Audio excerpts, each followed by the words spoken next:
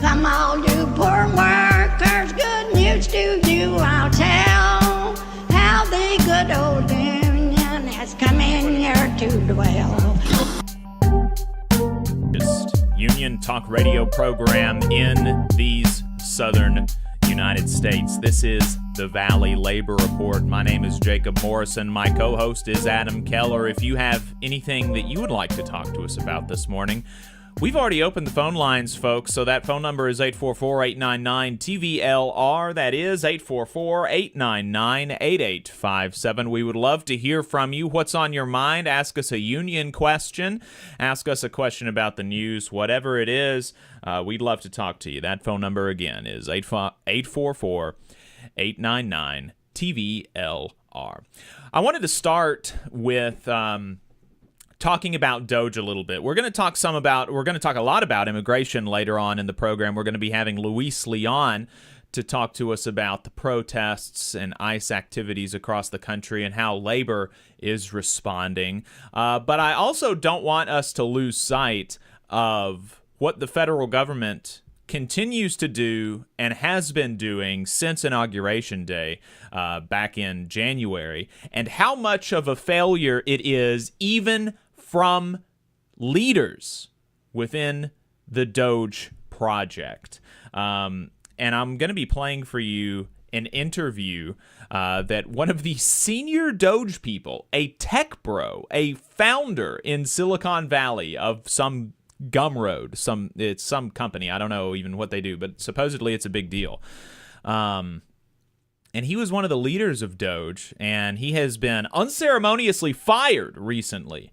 And he gave an interview to, it started when he gave an interview to somebody at Fast Company about it, and we talked about that. We covered that interview when it came out. We talked about how he said, that, the government was not nearly as inefficient as I thought it was. And apparently he was fired without warning and without any justification or cause following that interview being made public. And so NPR talked to him both about his findings at DOGE and about why he was fired. So I'm going to play a few portions of this interview, but I want to start with his reasoning for joining the DOGE project. Because DOGE, the Department of Government Efficiency, like that idea that I want government to be more efficient is an idea that a lot of people have in good faith and something that they actually would like to see progress on and that they would like to see executed. And it does seem to me like this fellow kind of was of that persuasion. He came into this project in good faith. He came into it not wanting to destroy the government, but wanting to make the government more efficient and more responsive to the needs of people. And that's not a bad thing. That's something that I would like to see as somebody who has been a federal employee for a long time. And so let's listen to this guy talk about why he joined DOGE. I really believe that software can play a really important role in making being an American citizen like a better experience. People are frustrated with the tools and technology that they have to use when they interface with the U.S. federal government. And I've always been interested as a software engineer ever since I was like a sophomore in high school. It's hard for me to think of a better way to have a larger impact as someone who writes code every day and enjoys, designing and building products, web applications, iPhone applications than working for the U.S. federal government. And Bernie, Hillary, Obama, Trump, it doesn't really matter to me if the work is making it easier to pay taxes or, making it easier for veterans to collect benefits. I like when my software gets used by a lot of people and people send me nice emails. In this case, people weren't sending me the nicest emails, unfortunately, but they also didn't really know what I was doing. They saw DOGE, weren't a fan of certain things that they were associated with. But I think at the end of the day, like the role of the U.S. Digital Service is to improve the UX of being an American, which is pretty exciting. And anyone who lets me do that, I will try to work for, even if my friends and family aren't huge fans. And so there you go. Look, that's somebody who is entering this in good faith and wants to make it easier to pay taxes. Well, one of the things that DOGE did immediately after they got in to the IRS and the Treasury Department was they're trying to eliminate the IRS's direct file program, which would allow you to, for free, go around TurboTax and H&R Block and be able to forego paying some tax collection company hundreds of dollars a year to pay your taxes, because guess what, folks? The government knows how much money you owe it, and it can just tell you that, right? And so one of the things that the Biden administration was trying to do was just to allow the government to tell you how much money you owe it. And guess what? The Doge people, they decided to try to kill that program.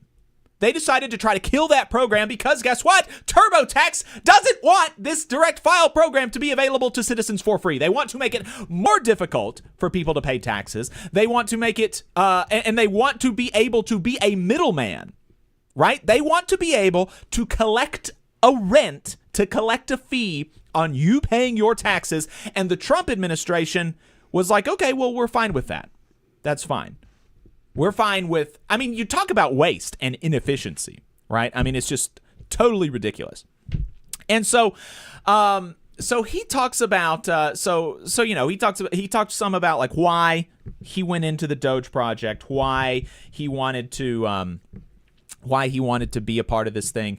And then, she asked him, well, what did you encounter while you were part of this project? Let's take a listen to this clip where he talks about his experience. As you did more and more of this work in the time that you were involved with Doge, did you find the federal bureaucracy to be rife with waste and fraud and abuse? Frankly, no, I did not find the federal government to be rife with waste, fraud, and abuse. I was expecting some more easy wins. I was hoping for opportunity to cut waste, fraud, and abuse. And I do believe that there is a lot of waste. There's minimal amounts of fraud, and abuse, to me, feels relatively non-existent. And the reason is I think we have a bias as people coming from the tech industry, where we've worked at companies, such as Google, Facebook, these companies that have plenty of money, are funded by investors, and have lots of people kind of sitting around doing nothing. The government has been under sort of a magnifying glass for decades. And so I think generally, I personally was pretty surprised actually at how efficient the government was. This isn't to say that it can't be made more efficient. Elimination of paper, elimination of faxing, but these aren't necessarily fraud, waste, and abuse. These are just rooms to modernize and improve the U.S. federal government into the 21st century. So listen to that. I want to just underscore why he came into this project with the idea that government was going to be incredibly inefficient. Did you catch that? He said, I thought the government would be so inefficient because I came from the private sector where we've got a bunch of people who are being paid a bunch of money to really, frankly, sit around and do nothing.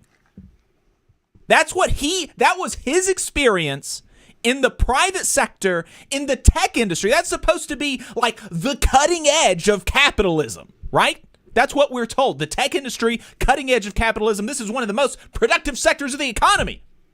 And this guy came into the government expecting the government to be more like the private sector and to have so much waste and abuse like what he came from.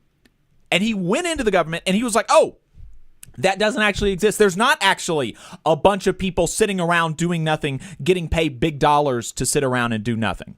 And he said, obviously, like in any industry, there is room to make things more efficient. But what is the thing that is going to actually make the government more efficient? It is not cutting jobs. It is not making it more difficult for you to pay your taxes. It is not cutting this program or that project. It is modernizing the government and making it easier for you to pay taxes, making your interactions with the government more seamless and more convenient, right? And so that's, but that was not actually what the Doge project was about. The Doge project ultimately is about dismantling the ability of the state to regulate companies like Elon Musk's Tesla and SpaceX and his Twitter company, right? They don't want the government to be able to protect workers and consumers and citizens from oligarchs like Elon Musk.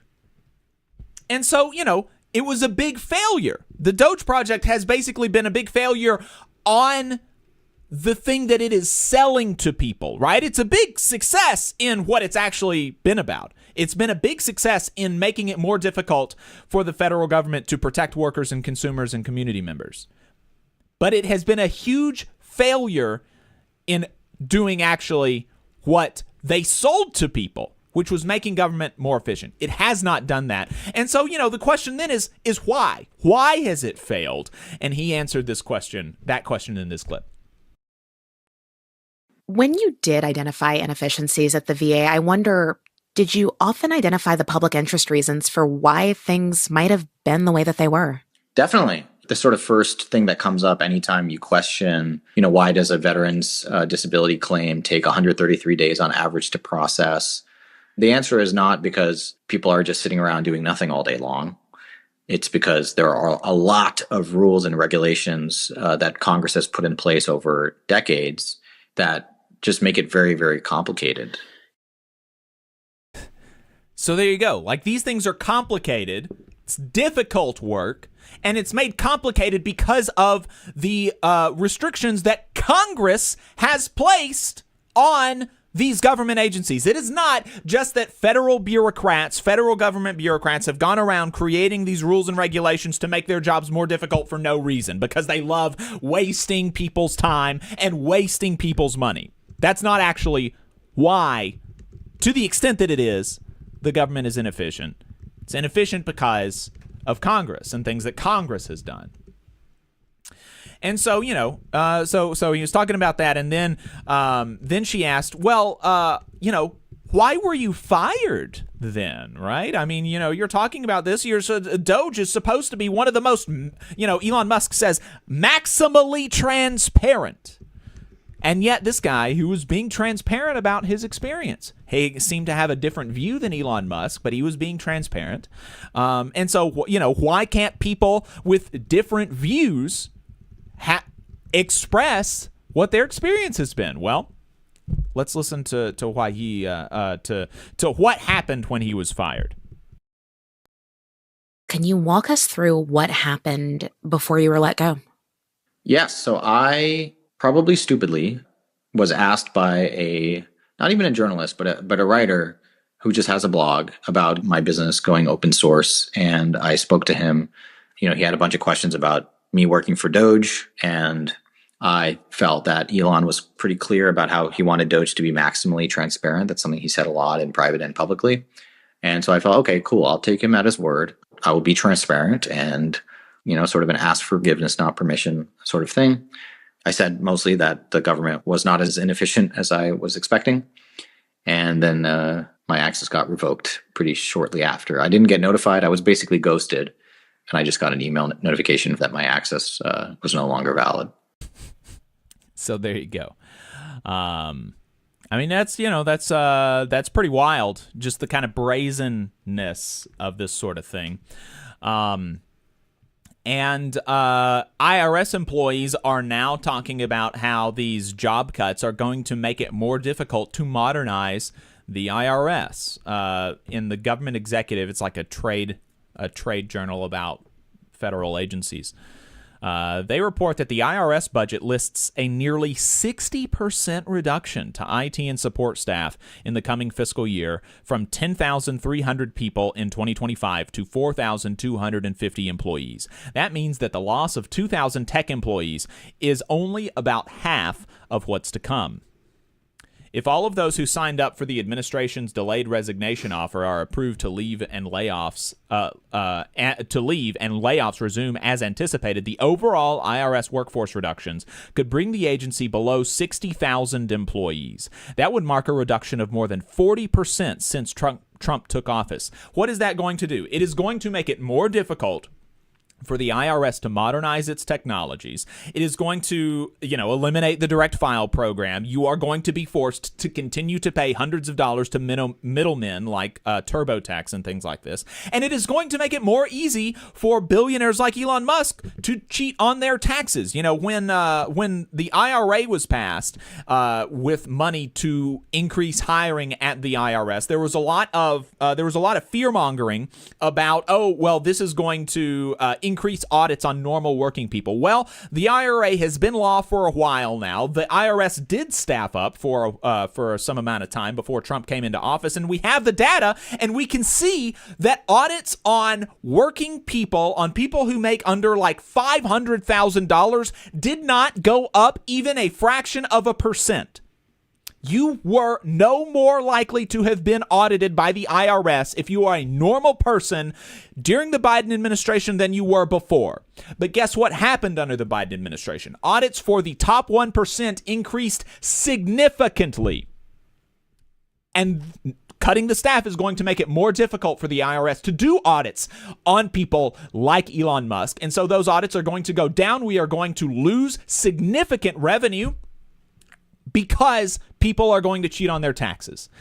And that is ultimately, again, that's what the Doge Project was about. It was not about making the government better for you and for me. It was about making the government more subservient to oligarchs and kings. So there you go. Yeah, and a couple things I wanted to mention before we wrap this segment up. You talked about those rules and regulations that complicate the work, that slows down the work. And I think it's worth pointing out that most of the time, those rules and regulations are designed to prevent waste, fraud, and abuse, right? The very thing that they're so obsessed with. And the other thing is that to the extent that there are opportunities to modernize, to make things more efficient, who knows better how to do that than the workers, right? The people who are actually in these jobs, the people who do the work every day. This is what they spend 40 hours or more a week doing. And so they can tell you which programs need to be updated. They can tell you which, technologies they're using are behind the times. They can do all of that. And rather than have constructive dialogue with the workers, they've declared war on their unions. And so there again, it's not about government efficiency, right? Because you can talk to, it doesn't matter what industry you're talking about, whether it's public sector, private sector. If you talk to rank and file workers, they can always identify areas of improvement. And that's something that always, irritates me about these fiercely anti-union employers. What they don't appreciate is if they actually sit down and talk with the workers and the union, they can often find ways to save money. They can often find ways to make more money, right? They can find ways to make operations better. But, again, their anti-union bigotry and hostility trumps all logic and facts. Yeah. We've got a caller on the line.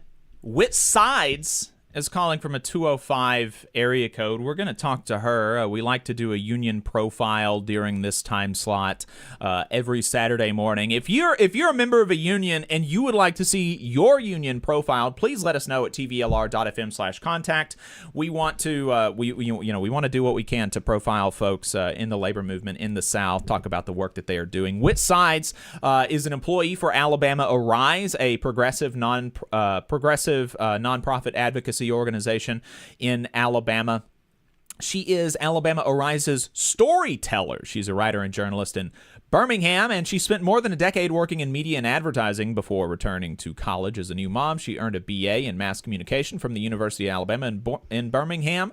She's got strong roots in rural Northwest Alabama, and comes from a family of union members, and also she was part of the union campaign at Alabama Arise, unionizing with CWA Local 3908. Whit, welcome to the program. Really appreciate you taking the time to talk to us. Thank you for having me. Really looking forward to the conversation. Before we talk about the union stuff, you recently got a new position at Alabama Arise, you have been doing you've been storytelling around Medicaid and you know the need for Medicaid expansion, and now you're going to be splitting your time 50-50 between continuing to do that work and also working with Adam on the Worker Power campaign and telling workers' stories across the state. What is that role going to look like, and what can we expect from you in the next few years?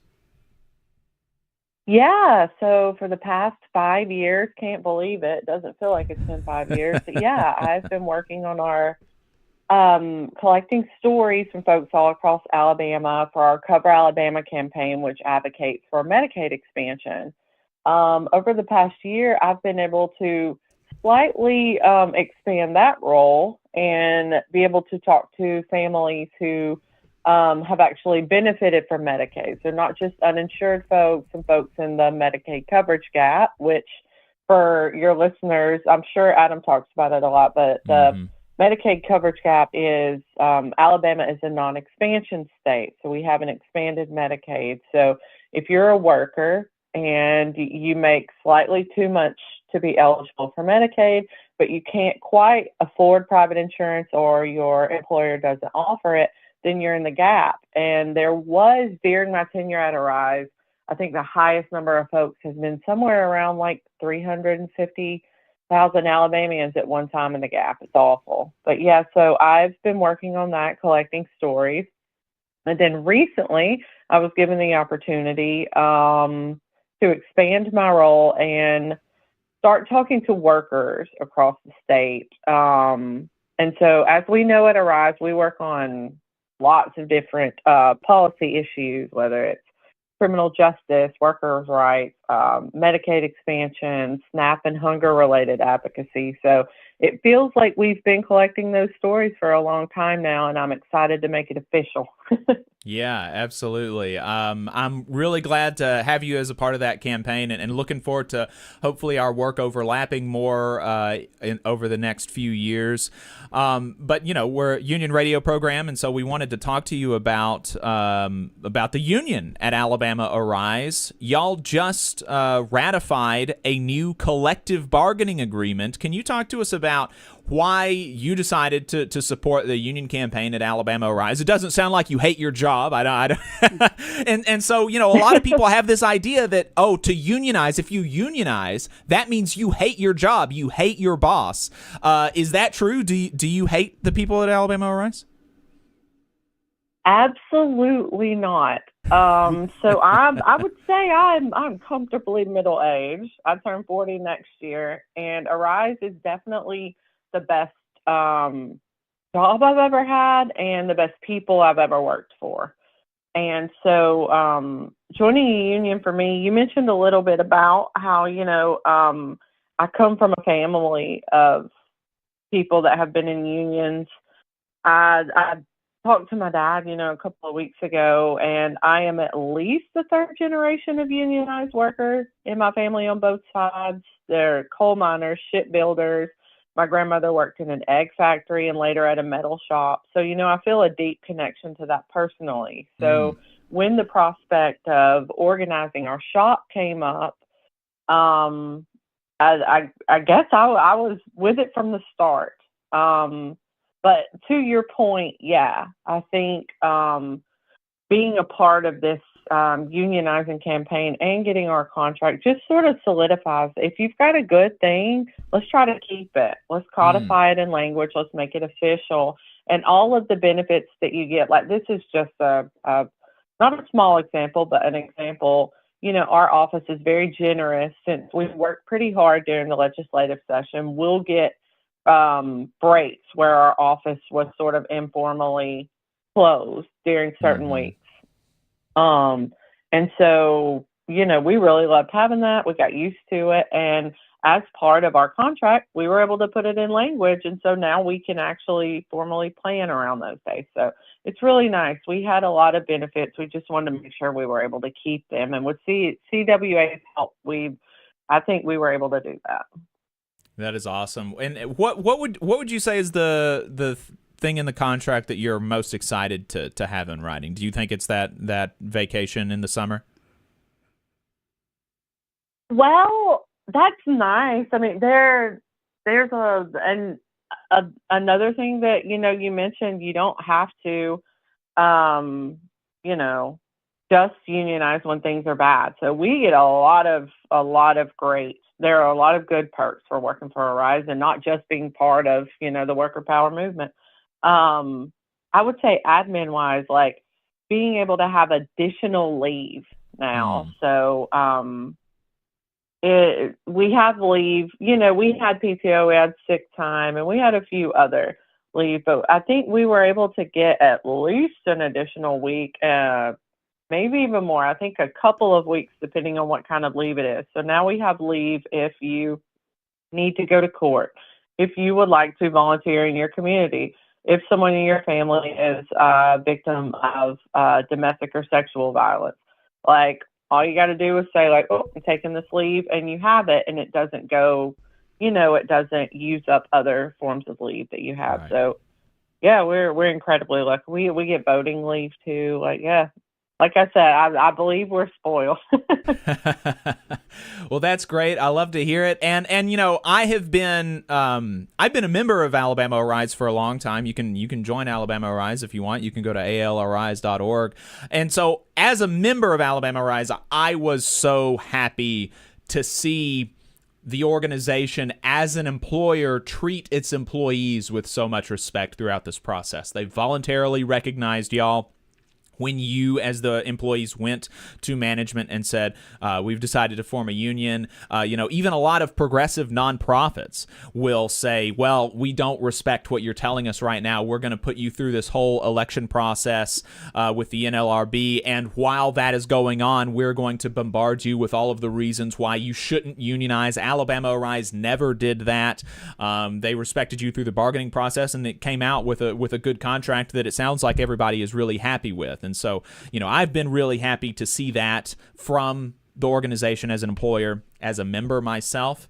As we're wrapping up, Whit, is there anything else that you would want to leave the audience with as far as, your experience with your family in the labor movement, or your experience during the campaign, ratifying the contract, or anything else that you'd want to talk about? Yeah, I think it's important that at Arise, like you said, they set the example. Our leadership did, and voluntarily recognized us during a time where you see sort of the infrastructure for labor rights, federally, and all the protections sort of disappearing around us. And so they set the example. Our board has been extremely affirming too. They'll reach out and they'll say, "I'm so glad to see this happen. Good for y'all." And it feels like, they didn't have to do that. And like you mentioned, I've had I know folks that work for a similar sized organization that do advocacy work who didn't have the same blessings that we had throughout the experience. And so, it was, it's been kind of a remarkable experience to not just be born into a union family where I knew that my ancestors fought hard and worked hard. They worked in dangerous conditions. My grandfather died of black lung. To feel like I was welcome and part of a union while working, like a professional nonprofit job. I didn't know that was going to be an opportunity for me, and I've been a part of it. But I think the biggest thing for your listeners to know is that Alabama Rise is unique in a way that we take what our members vote on, the issues that they care about, and that's what we pursue for the rest of the year. We make that happen. And so worker power is one of those. And so, like, as soon as I, signed my union card, as soon as I looked at my contract, I see all the things that have been offered to us, and I sort of take the good news out with me into the world, and we take the solidarity out with us.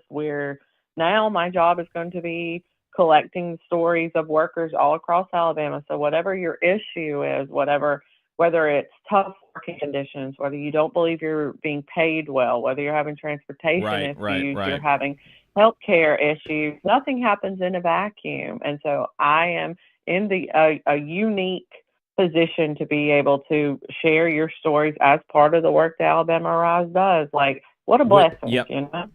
Yeah, Whitsides, really appreciate your time. Employee at Alabama Arise, member of CWA Local 3908. We've got to roll, but thank you so much for your time. Appreciate it. I appreciate it, John.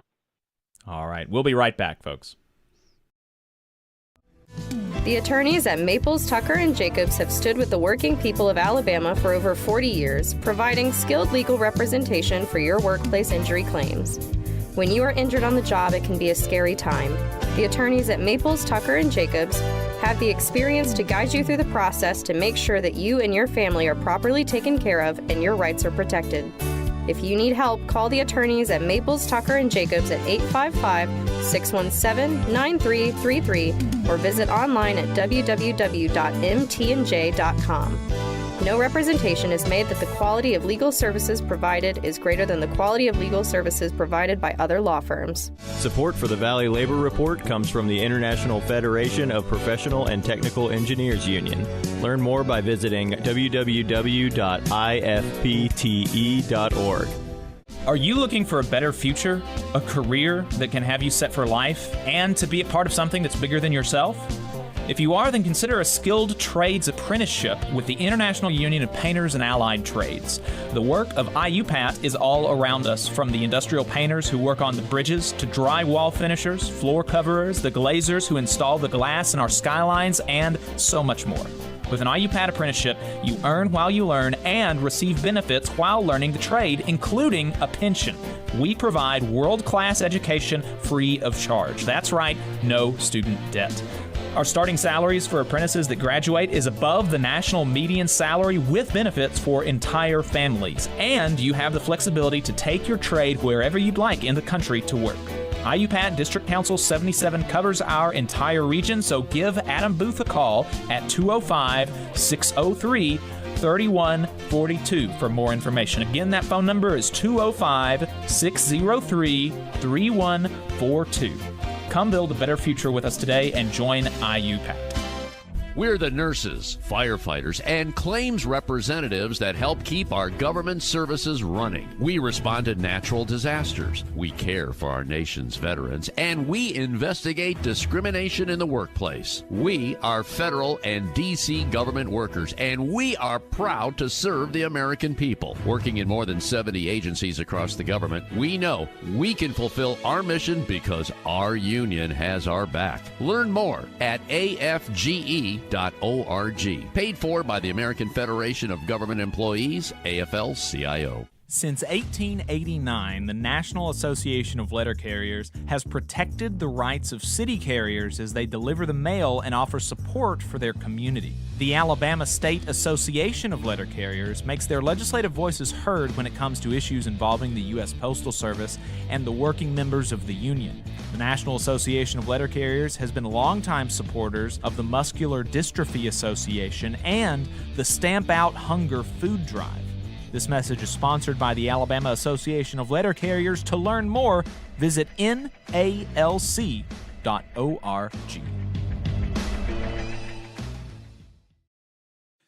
Unite Here is also a supporter of the Valley Labor Report. They are a labor union that represents 300,000 working people across Canada and the United States. Their members work in the hotel, gaming, food service, manufacturing, textile, distribution, laundry, transportation, and airport industries. You can learn more about Unite Here at unitehere.org. Come all you poor workers, good news to you I'll tell, how the good old union has come in here to dwell. A battle in the heart of Alabama caught our attention. Coal miners in one community, they've been on strike now for months. Working as long as 12 hours a day, 7 days a week, in some of the most dangerous conditions. I really think that the labor movement is the single greatest force for democracy in the history of the United States. The story of Alabama is a story of not just resilience, but of militancy. I say no contract, you say no code. No If we ain't all free, ain't none of us free. You're listening to Alabama's only union talk radio show, The Valley Labor Report, with Adam Keller and Jacob Morrison. That's right, folks. From the mountains of Tennessee to the bayous of Louisiana, broadcasting online and on the radio from the heart of the Tennessee Valley, the Spice Radio Studios in Huntsville, Alabama. This is the Valley Labor Report. My name is Jacob Morrison, here with my co-host and fellow agitator Adam Keller. Today, we just wrapped up a conversation with Alabama Arise employee and CWA member Whit Sides about their unionization.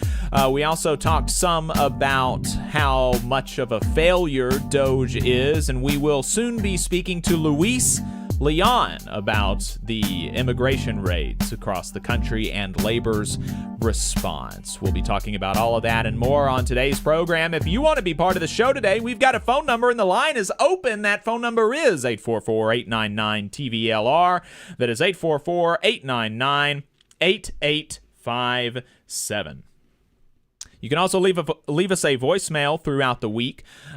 You can, and we might respond on the next program. We've got a voicemail actually lined up to play later in the show. So if you want to get where that person is, you can leave us a voicemail at any time. You can even call that phone number at 2 a.m. if you wake up in the middle of the night and you're really feeling like you want to tell us something. Or maybe you work third shift. And maybe you work third shift. Something's grinding your gears. Call us after you get off work at Toyota. Yeah. Let us know what's going on. Absolutely. If you haven't gotten enough of us by the time that we wrap up here on the radio, or if you just want to see what we're up to throughout the week, you can find us anywhere you find anything online, in particular at our website, TVLR.fm, but we are also on YouTube, Facebook, and wherever you get your podcasts, all at The Valley Labor Report. Just a reminder, your support helps us stay on the air. Our largest single source of funding comes directly from our listeners. So if you want to become a sustaining donor to the program or make a one-time donation, you can go to tvlr.fm/donate or patreon.com/The Valley Labor Report. We've got a bunch of cool merch for sale, tvlr.fm/store. T-shirts, hats, stickers, tvlr.fm/store. And finally, if you're a member of a union, then think about getting your local to sponsor the show. You can reach out to us for more details on that. Hey, good morning, y'all. Let me add a disclaimer that any viewpoints or opinions expressed in this program belong solely to their author and do not necessarily represent any organization or sponsor. And we want to welcome all of our listeners, whether you're on YouTube, Facebook, WVNN, WZZA, WHIV, WGOW, Means TV, or through your favorite podcast app. And we are proud to be part of the Labor Radio Podcast Network and encourage our listeners to check that out. And as most of you know, we are not media professionals, just some diehard unionists who want to amplify the voices of the working class in the American South. We're hoping this project can make a difference on that front, and we can't do it without you. So we want to thank everyone for tuning in. Whether you're a loyal fan or first-time listener, we really appreciate you spending some time with us. Absolutely. Every single week, workers across the South are on the move. Workers are forming unions every week in the South. Every week in the South, workers are bargaining new contracts, and every week in the South, workers are fighting against bad legislation and for good legislation. That's why we want to bring you Last Week in Southern Labor to tell you what workers in the U.S. South and the American colonies were up to. Here's what they were up to from June 6th to the 13th. In new union campaign, 70 workers at Waste Management of North Carolina in Gastonia, North Carolina, filed a petition to hold a union election with the Teamsters Local 71. 10 workers at Marmac Fire and Safety in Joplin, Missouri, filed a petition to hold a union election with the United Association of Plumbers and Pipe Fitters, the Road Sprinkler Fitters Local 669. 25 workers at BDT Beverage in Nashville, Tennessee, filed a petition to hold a union election with the United Food and Commercial Workers, UFCW Local 1995. Workers likely pushed by their employer filed a petition to decertify the United Food and Commercial Workers, UFCW Local 455, as the union representing 550 workers at Wayne Sanderson Farms in Hammond, Louisiana, and 84 workers at REM Services and Transdev as joint employers in Houston, Texas, filed a petition to hold a union election with the Teamsters Local 988. In election results, union election results, 11 workers at Starbucks in Richmond, Virginia voted 10-1 in favor of unionization with the Starbucks Workers United, as did 19 at another location in Richmond, Virginia, voting 15-3. Another 18 in Richmond, Kentucky, voting 14-4, and 11 in Kansas City, Missouri, voting 7-2. 66 workers at Jupiter Aluminum Corporation in Wellsburg, West Virginia, voted 33-27 in favor of unionization with the United Steelworkers, USW. 5 workers at David Taylor Ellisville Chrysler Dodge Jeep Ram in Ellisville, Missouri, voted 3-0 in favor of unionization with the International Association of Machinists and Aerospace Workers, IAMAW District 9. The NLRB closed a case before 15 workers at Swire Properties in Miami, Florida, voted on whether or not to unionize with the International Union of Operating Engineers, IUOE Local 30. 8 workers at the Georgia Budget and Policy Center withdrew their petition for a union election with Teamsters Local 728. Hopefully this means they were voluntarily recognized. Would love if somebody who had insight on that campaign let us know. Workers at the Arkansas and Missouri Railroad voted in favor of unionization with the Sheet Metal Air Rail and Transportation Workers Union, SMART. Since 2023, McKenna Schuler reports for the Orlando Weekly that 69,000 Florida public sector workers have lost their union and any rights or benefits that came with their union contract due to an anti-union law passed that year. However, the Florida Education Association says that the people they represent have not been affected because they have all voted to stick with the union. An incredible feat to not lose a single bargaining unit in the face of an onslaught that was specifically targeted at the teachers union. Incredible work from the FEA. In grievances, unfair labor practices, and court cases, the American Federation of Government Employees, AFGE, the largest federal employees union, is hard at work fighting for their members in the courts. They released a summary of the 14 lawsuits they have against the Trump administration on behalf of federal workers last week. If you're a federal employee, that's definitely something that you should check out. In strikes and bargaining updates, the Airline Pilots Association, ALPA, says their members are fed up with FedEx delaying at the bargaining table. They note that despite the company having enough money to give billions of dollars to shareholders in dividends and stock buybacks, and having $88 billion in revenue and $6 billion in profits just last year, they continued to stall in negotiations that have lasted for over 4 years, with the last contract having been ratified back in 2015. The American Postal Workers Union had a town hall for members to ask questions about the new tentative agreement with the Postal Service. In April, 2,400 federal employees at the CDC were laid off. Now the agency is bringing back almost 500 of them, though the agency won't say why. The United Auto Workers, UAW, is applauding an announced $4 billion investment from GM into factories in Michigan, Kansas, and Tennessee, saying that this decision was made in part due to Trump's tariff actions. Pharmacists for CVS in the D.C. metro area, unionized with the UFCW Local 400, ratified a new 4-year collective bargaining agreement last week. The union says the contract includes wage increases ranging from 9% to 15% over the life of the contract, a 30-day notification of any store openings or closings, and stronger labor management cooperation. In political and legislative updates, since protests kicked off last week opposing the Trump administration's immigration policies, several unions and labor federations have weighed in, all on the side of immigrant workers. Unions have been at the center of the protests since the beginning, when SEIU California President David Huerta was arrested for observing ICE. The AFL-CIO immediately demanded that he be released, as did the United Farm Workers, Unite Here, the California Teamsters, UAW Region 6, the San Francisco Building Trades, and more.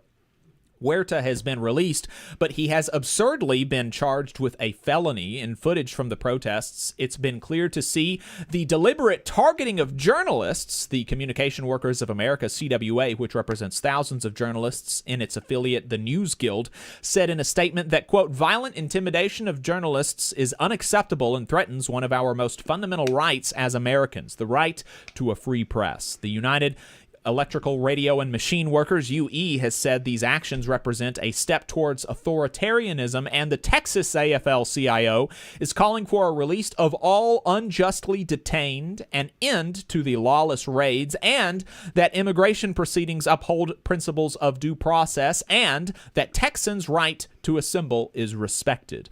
Catholic and Methodist faith leaders in Tennessee have also criticized ICE, saying the organization's actions are contributing to, quote, widespread fear. And the International Alliance of Theatrical Stage Employees, IATSE, noted in their press release condemning ICE activity and National Guard deployment that the U.S. tourism industry stands to lose $21 billion in 2025 alone due to the Trump administration's immigration policies. As the U.S. Senate continues to consider the reconciliation bill, unions continue to urge rejection. The American Federation of Government Employees point out the negative effects it would have on federal workers. The Iron Workers Union, IFPTE, LIUNA, and SMART point out that tens of thousands of jobs would be killed due to its cutting of the IRA tax credits. Hell, even Alabama's mine safety regulators are concerned about the proposed budget cuts. Unions encouraged members to participate in the June 14th No King's Day demonstrations. Over 2,000 are planned nationwide, including at least 14 in Alabama. Trump appears to be bending under pressure with respect to his attacks on immigrant workers and community members, saying that, quote, changes are coming in a Truth Social post. However, Tom Homan has publicly said that he has received no instructions to change his actions indiscriminately targeting immigrants, and Trump himself appears to be waffling on whether to be as cruel as possible or to be a little bit more reasonable. But just this morning, news broke that instructions have been sent to ICE to end all raids on agricultural farm and factories. So changes are coming, it seems like, due to public pressure. The VA, the Veterans Affairs Administration, has previously made clear its intentions to cut 15% of its staff, despite the fact that even high-level DOJ officials say this is simply not possible. And last week, the government executive, a news outlet focused on the federal government, uncovered an agreement for the VA to pay for the Office of Personnel Management to pay them $726,000 to come up with a plan to fire a bunch of people, protesters in D.C. last week, gathered with the Dropkick Murphys to specifically oppose cuts to the VA. The White House released its budget proposal last week, and as expected, it's terrible. Postal unions pointed out that if enacted, the budget would eliminate steward time at the post office. In new guidance from the White House encourages, although would not require, federal agencies to use project labor agreements on construction projects. The guidance specifically barred agencies from barring the use of PLAs. The general president of the Sheet Metal, Air, Rail, and Transportation Workers Union, SMART, said in a statement, although it doesn't contain the same protections as the Biden administration, this is a step in the right direction. All of us at SMART appreciate and applaud yesterday's guidance from the White House, and we look forward to keeping this conversation going. And in internal union affairs, the UE is hosting a webinar with AFA President Sarah Nelson, Senator Elizabeth Warren, and Congresswoman Pramila Jayapal that is open to the public about the dangers of Medicare Advantage plans. Bernie Sanders held a webinar last week with the Emergency Workplace Organizing Committee, EWOC, about how to form a union. EWOC is continuing with a 4-part training series that you can register for online. And Chuck Browning, director of the Ford Department at the UAW, will be retiring at the end of the month. And the UAW has announced that the Region 1A director, Laura Dickerson, will replace him. If we missed something, let us know at tvlr.fm/contact, and you can get the rest of the updates in our newsletter. Let's talk to Luis Leon, an organizer and associate editor at Labor Notes. Luis, welcome to the Valley Labor Report. Thank you for taking the time to talk to us.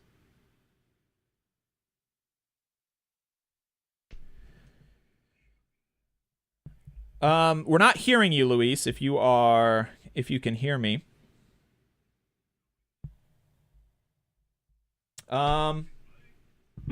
Okay, give us just a second. And okay, now I can hear you. Can you still hear me, Luis? No, sir. This is Dwayne. And when I saw that you had the other, I apologize, Dwayne. We don't need to. Yes. I apologize, Dwayne. We're going to have to drop you. Right. Is Luis in the Zoom? Oh no, that's fine. I hung up already. So okay.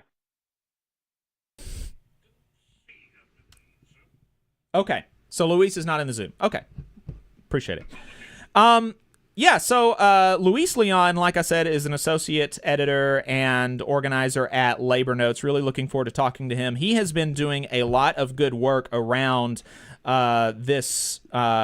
around the immigration protests and labor's involvement in them. He has a really good piece in These Times about it. And, talking about how the protests began, talking about how labor has been responding to them, and talking about, just the general, why unions have been so supportive of immigrants in these protests. Because still, for a lot of people, it is something that, they don't quite understand why unions are so supportive of immigrants. But fundamentally, it's because immigrants are workers. Immigrant workers are workers.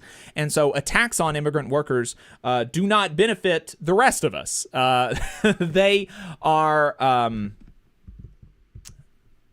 When you attack immigrant workers, when you degrade their working conditions, when you make them more fearful of protesting their abuse, how does that help the rest of us, right? When you push these people further underground, when you allow ICE to be used as a hammer for the boss, that only makes undocumented workers less likely to organize with their native-born coworkers for better working conditions on the job. We're going to go ahead and take a break while we see if Luis is going to be able to make it. So stay tuned, folks. You're listening to the Valley Labor Report. We are going to be right back.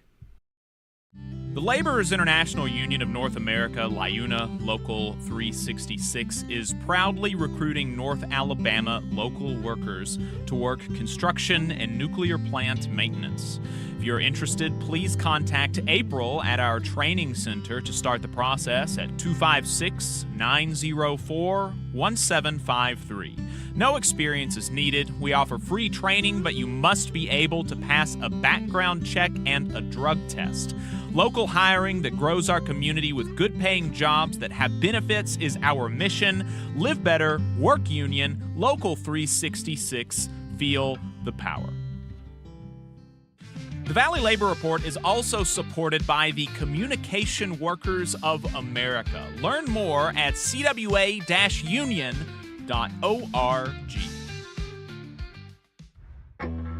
Support for this program is provided by the International Association for Machinists and Aerospace Workers, Local Lodge 44 in Decatur, Alabama. Learn more at IAMAW44.org. The Valley Labor Report is also sponsored by the United Automobile, Aerospace, and Agricultural Implement Workers of America, better known as the UAW. They are one of the largest and most diverse unions in North America, with members in virtually every sector of the economy. UAW-represented workplaces range from multinational corporations, small manufacturers, and state and local governments, to colleges and universities, hospitals, and private nonprofit organizations. The UAW has more than 400,000 active members and more than 580,000 retired members in the United States, Canada, and Puerto Rico. You can learn more about the UAW and join at uaw.org. The Valley Labor Report is also sponsored by Labor Notes. Labor Notes is a media and organizing project that has been the voice of union activists who want to put the movement back in the labor movement since 1979. You can learn more about Labor Notes at labornotes.org. The attorneys at Maples, Tucker, and Jacobs have stood with the working people of Alabama for over 40 years, providing skilled legal representation for your workplace injury claims. When you are injured on the job, it can be a scary time. The attorneys at Maples, Tucker, and Jacobs have the experience to guide you through the process to make sure that you and your family are properly taken care of and your rights are protected. If you need help, call the attorneys at Maples, Tucker, and Jacobs at 855-617-9333 or visit online at www.mtnj.com. No representation is made that the quality of legal services provided is greater than the quality of legal services provided by other law firms. Support for this program also comes from the Mid-South Council of Retail, Wholesale, and Department Store Union. Learn more at rwdsu.info. Union leaders, do you want a powerful website and mobile app built just for your members? The Union Active system, created by Unions America, makes it easy to share news and documents, send alerts, and keep your members engaged anytime, anywhere. Trusted by thousands of unions, Union Active streamlines communication so you can focus on what matters most, your members. With real-time updates, secure messaging, and custom features built for unions, you'll keep your members informed and engaged 24/7. Get Union Active today. Visit unionactive.com to learn more. Union Active, the ultimate website and communication system for unions. Come on, you poor workers, good news to you I'll tell. How the good old Can you guys hear me? Union has come in here to dwell. Labor creates all wealth. All wealth should go to labor. You are listening to the Valley Labor Report. My name is Jacob Morrison. My co-host is Adam Keller. I appreciate everybody tuning in. We got a great segment coming up for you. We are going to be talking to Luis Leon, an associate editor and organizer at Labor Notes. He has been writing about the protests that have been going on across the country, protesting ICE raids, and particularly labor's reaction to it, union members, and things like that. So, Luis, I really appreciate you taking the time to talk to me, in particular about your piece that came out on June 10th titled, "Trump has put a target on the SEIU and the labor movement is fighting back." Welcome to the program. Thanks for having me. Really appreciate you taking the time to talk to us. So, you know, we wanted to talk generally about these protests and the reaction to them, and obviously David Huerta, president of the SEIU California, his arrest has been at the center of this, and so can you talk to us about the genesis of these protests? Like, what happened? What was it that brought people out? What was it that brought David Huerta out for these initial protests? Yeah. So the impetus behind these protests in Los Angeles in particular has been just the racial profiling and unlawful arrest, detention, and deportation of immigrant workers. Legal residents, meaning people with green cards, U.S. citizens, have been ensnared in these deportation raids, not only in Los Angeles, but all across the country. So last Friday, federal immigration officials launched one of the most sweeping and coordinated raids at workplaces in neighborhoods in Los Angeles, arresting somewhere between like 46 and 56 immigrant workers. So David Huerta, the president of SEIU, one of the big SEIU locals in California, made up of many janitors, airport workers, security guards. He was part of this rapid response network, and he responded to one of these raids. And in the process of responding and observing these detentions, he was tackled to the ground and arrested.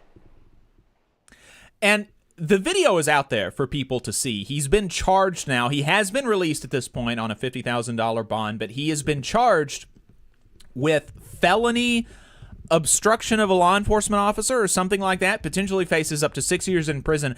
And the video is out there for people to see. He was standing there peacefully. He was not obstructing anything. And he just basically gets tackled by these masked thugs. And I think that it's important for people to understand how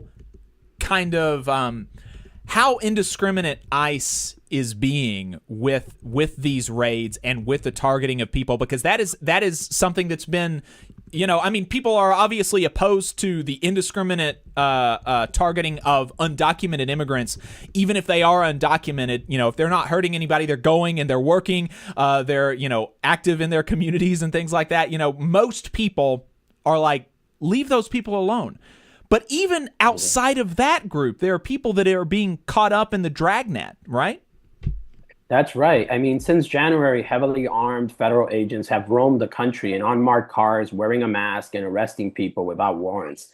purely on the basis of their complexion. There's no other way that you can carry out a mass deportation mandate unless you're doing racial profiling. Because how else are you gonna? There's only so many people, that are so-called the hardened criminals that Donald Trump inflamed the country's racist imagination, thinking that these brown hordes were just committing all these crimes. The reality is that many of these folks are just hardworking Americans, many of them, who are just trying to earn, a decent living, and they've been caught up in this really unprecedented and recent memory, dragnet that is basically based on racial profiling. So White House Deputy Chief of Staff Stephen Miller didn't think federal agents were arresting people fast enough. They were really annoyed that President Obama's ignominious record of deporting 3 million people was, they were not hitting that benchmark. So to surpass those numbers, Trump's agents have used racial profiling, as I said, to carry out these mass deportations. So the Wall Street Journal published a really eye-opening article about how this, has all come about, like how they are ramping up these raids. And as you've heard, part of what really fed into the resistance that we have seen in Los Angeles has been everyday people literally chasing a car driven by someone who's wearing a mask, who hasn't identified themselves, and trying to stop their family member from being kidnapped. And the word kidnapped, I'm not using it to editorialize. Literally, lawyers that are working on these cases, that's what they're describing these raids as kidnappings, where people can't locate their families. In Los Angeles, agents showed up at a school saying that they have permission from the parents to detain their children. Can you imagine that? Suppose that you are in their shoes and it's your family member that you dropped off at school, and all of a sudden you see their faces on TV that they're being hauled off to some jail. We're talking about children here. So that's why the response has been so vehement in Los Angeles. Los Angeles, for context, is a majority Latino immigrant city, and which has a history of mobilizing for these kinds of deportation schemes that have happened in previous administrations. So they have the infrastructure to respond. And David Huerta and SEIU in particular in California is a powerhouse, and they've been involved in these kinds of actions to defend immigrant workers. So the other thing to mention too is that Trump is not only targeting green card holders and US citizens, he's also creating new categories of people by virtue of eliminating programs like temporary status protections. So I wrote about workers at an IUE manufacturing facility in Kentucky, where many of these workers, their families voted for Trump. Many of them hail from Cuba. And since 1995, Cubans have been coming to the US under this program legally, and have really transformed Louisville into a thriving city. Many of them have flocked to jobs at Amazon, at UPS, and within a year of being in the country, they can apply for permanent status, and many of them, become US citizens. So for them, it's been a rude awakening, to say the least, to see that family members and loved ones have been stripped of their status and basically rendered deportable because they're now here without legal status. So Trump is what he's doing is really opening people's eyes to to just like the impunity of his administration, the billionaire power grab that is behind all of this. And I'll have more to say about that, right? Like where does the business class fit into this? Because they need these workers. Right.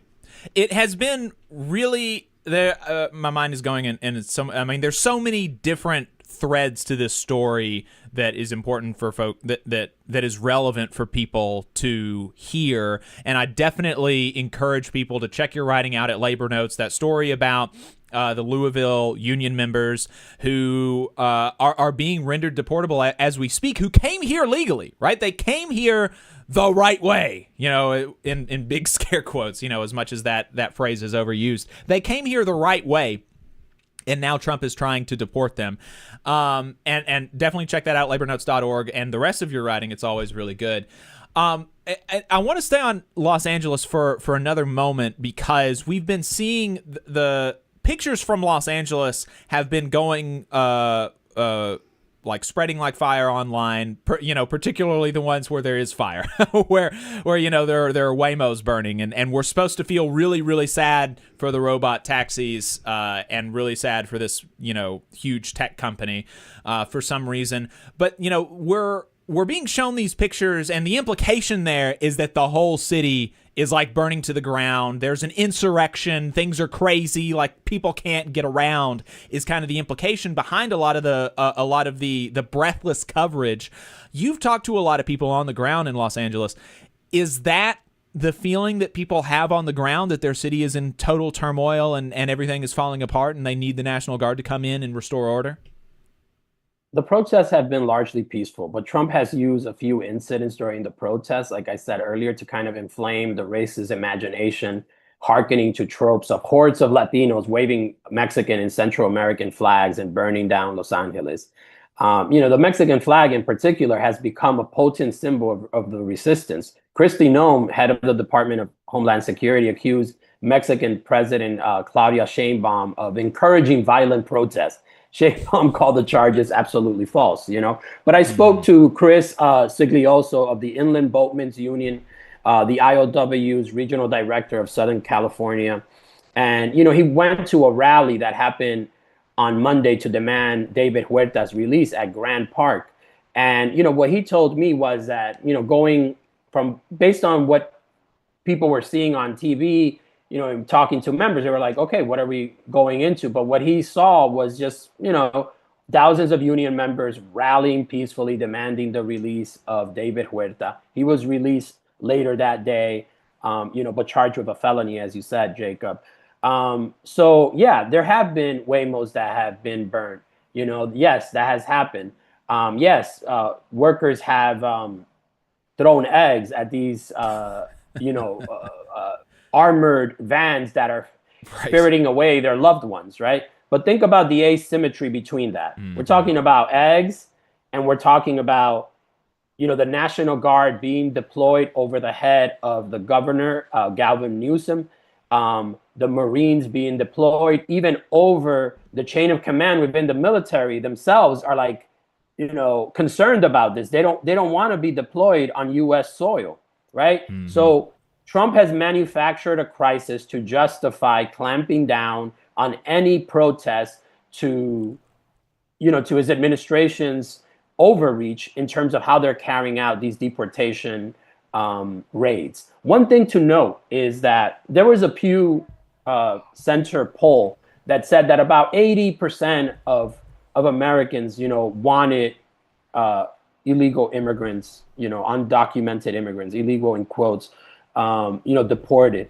And when you dig into the poll, it turns out that, that number diminishes the more specific you get. If people have been here for a number of years, have families, are working, are contributing, the number drops down. So Trump has created this fantasy of fentanyl dealing criminals that are, destroying America. But the reality is, and we've seen this in many small rural towns across America, is that when you put a concrete person, to that trope, someone named Carol, someone named Juan, it's a neighbor, a coworker, all of that kind of falls away. So what we are seeing in terms of the Los Angeles is that people are seeing their communities, being detained and without warrants, and they are rightfully outraged. So that outrage has produced a sense of we have no way to stop this. One of the things that I have heard over and over, and you alluded to earlier, in protests in New York and, from people in Los Angeles, is they did it the right way. People are being whisked away into these armored vehicles when they're showing up for appointments, court mandated appointments. So if you are, quote unquote, getting in line to go to the courthouse and a masked agent shows up and arrests you, and when you ask to call your lawyer or you ask for any information, they deny you that information, it kind of sets the precedent for lawlessness. And the lawlessness that we are seeing is from the federal government. Right. Absolutely. And I think that that's so important to note that, like, the quote unquote support for quote unquote mass deportation, I really do think is so much more flimsy than the people on the right would want you to believe, would want us to believe, because it is based on, like you said, a frankly racist lie that all of the people that are here, documented or undocumented, are just committing crimes. And so they have this idea of immigrants from the news, but the people that they know in their real life, to the extent they know any, are just normal people who are going to work, who are trying to provide for their family. And we're seeing Trump's approval on immigration decrease as more and more of these stories are starting to come out, and it's starting to actually affect people's communities. But I mean, this is such a normal thing that people support a policy that hurts people until it hurts somebody that they know. I mean, I have a story from, I guess it was like 10 or 15 years ago, where there was I grew up in a Pentecostal type environment, almost, like 98% white, right? But there was a person who was friends with a person at this church who was undocumented. And there was a scare that her and her family were going to be deported. And this huge, like 98% white, 95% conservative, I would bet 90% of them, the ones that voted for Trump, they sent out a text to their church asking people to pray that this undocumented person doesn't get deported, because they know her, because she's a member of the community and they love her, right? And so the more that this starts to trickle down, I think that you really are going to see support for this decrease, because I don't think it's as wide and deep as people want you to believe.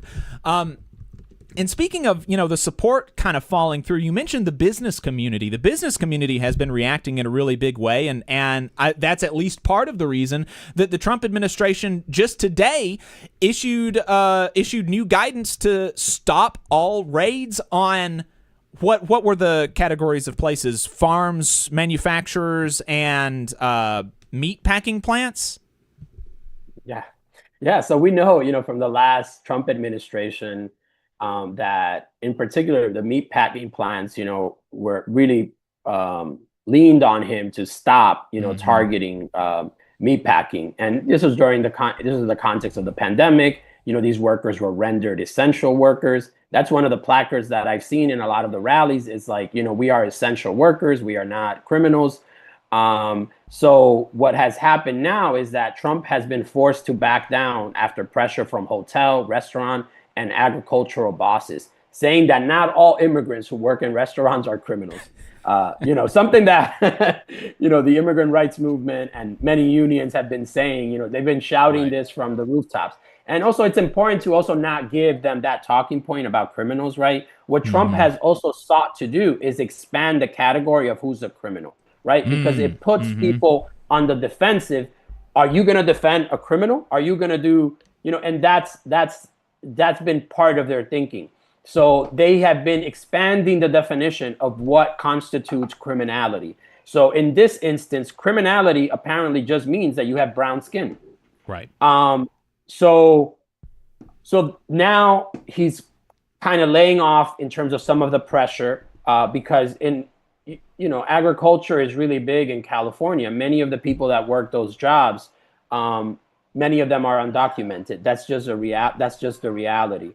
And many of them are, H-2A visa holders as well. So what the bosses, want is to stoke fear, because it keeps workers in line, not making any trouble in terms of demanding their rights in the workplace, but they don't want them to actually be deported, right? So what Trump has kind of the Rubicon that Trump has crossed here is that he's no longer just stoking fear of mass deportation. He and Stephen Miller are seeking to enact it in such a way where it would just, destroy different communities in terms of the workers that actually power, the manufacturing that you see in Louisville, the manufacturing that you see in Los Angeles. Many of the people that were detained were day laborers from a parking lot at Home Depot. Many of them were seamstresses in the LA fashion district. Many of them were retail workers. So the fact that the raids have shifted from community sweeps to workplaces is something that has alarmed the labor movement. And that's why unions are reacting in the way that they are, because the lifeblood of the labor movement is solidarity. It is the highest value statement of our movement. And solidarity isn't just a nice slogan. It must be experienced to be believed. And right now, immigrant workers are experiencing that their brothers and sisters are standing with them. That's so great, Luis. I really appreciate you taking the time to talk to us, and I really appreciate you reporting again. I cannot recommend people go and check it out enough at In These Times and Labor Notes. As we wrap up, I want to the last topic that I want to talk about is on that general topic, right? Because especially when I go on right-wing radio, the hosts are just incredulous that I, as a union leader, support immigrant workers, even undocumented ones, and I don't think that it is good for native-born workers that we have a policy of harassing and indiscriminately targeting undocumented folks. I think that's bad for, obviously, the immigrants, but it's bad for native-born workers. And I'm met with incredulity. And one of the things that they're going to say, as as some of these policies get rolled back, they would point to the fact that they would say that it's more that Trump is bending to business pressure, and that is why you should, and that is why unions should support what Trump is doing, because businesses are pressuring Trump to pull back on the immigration stuff. So why should unions also support the business position? And so how do you untangle that for people who are good faith in their incredulity? I know a lot of these people are just they're not motivated by good faith. But for the people that are out there that are good faith, that are curious about why do unions support undocumented people? How do you untangle that? Yeah, I think that's a really big question. So there's one way to untackle it is talking about political education in our workplaces, educating ourselves on what does it mean, if my brother and sister has unsafe working conditions, whose wages are stolen? What does that mean for my working conditions?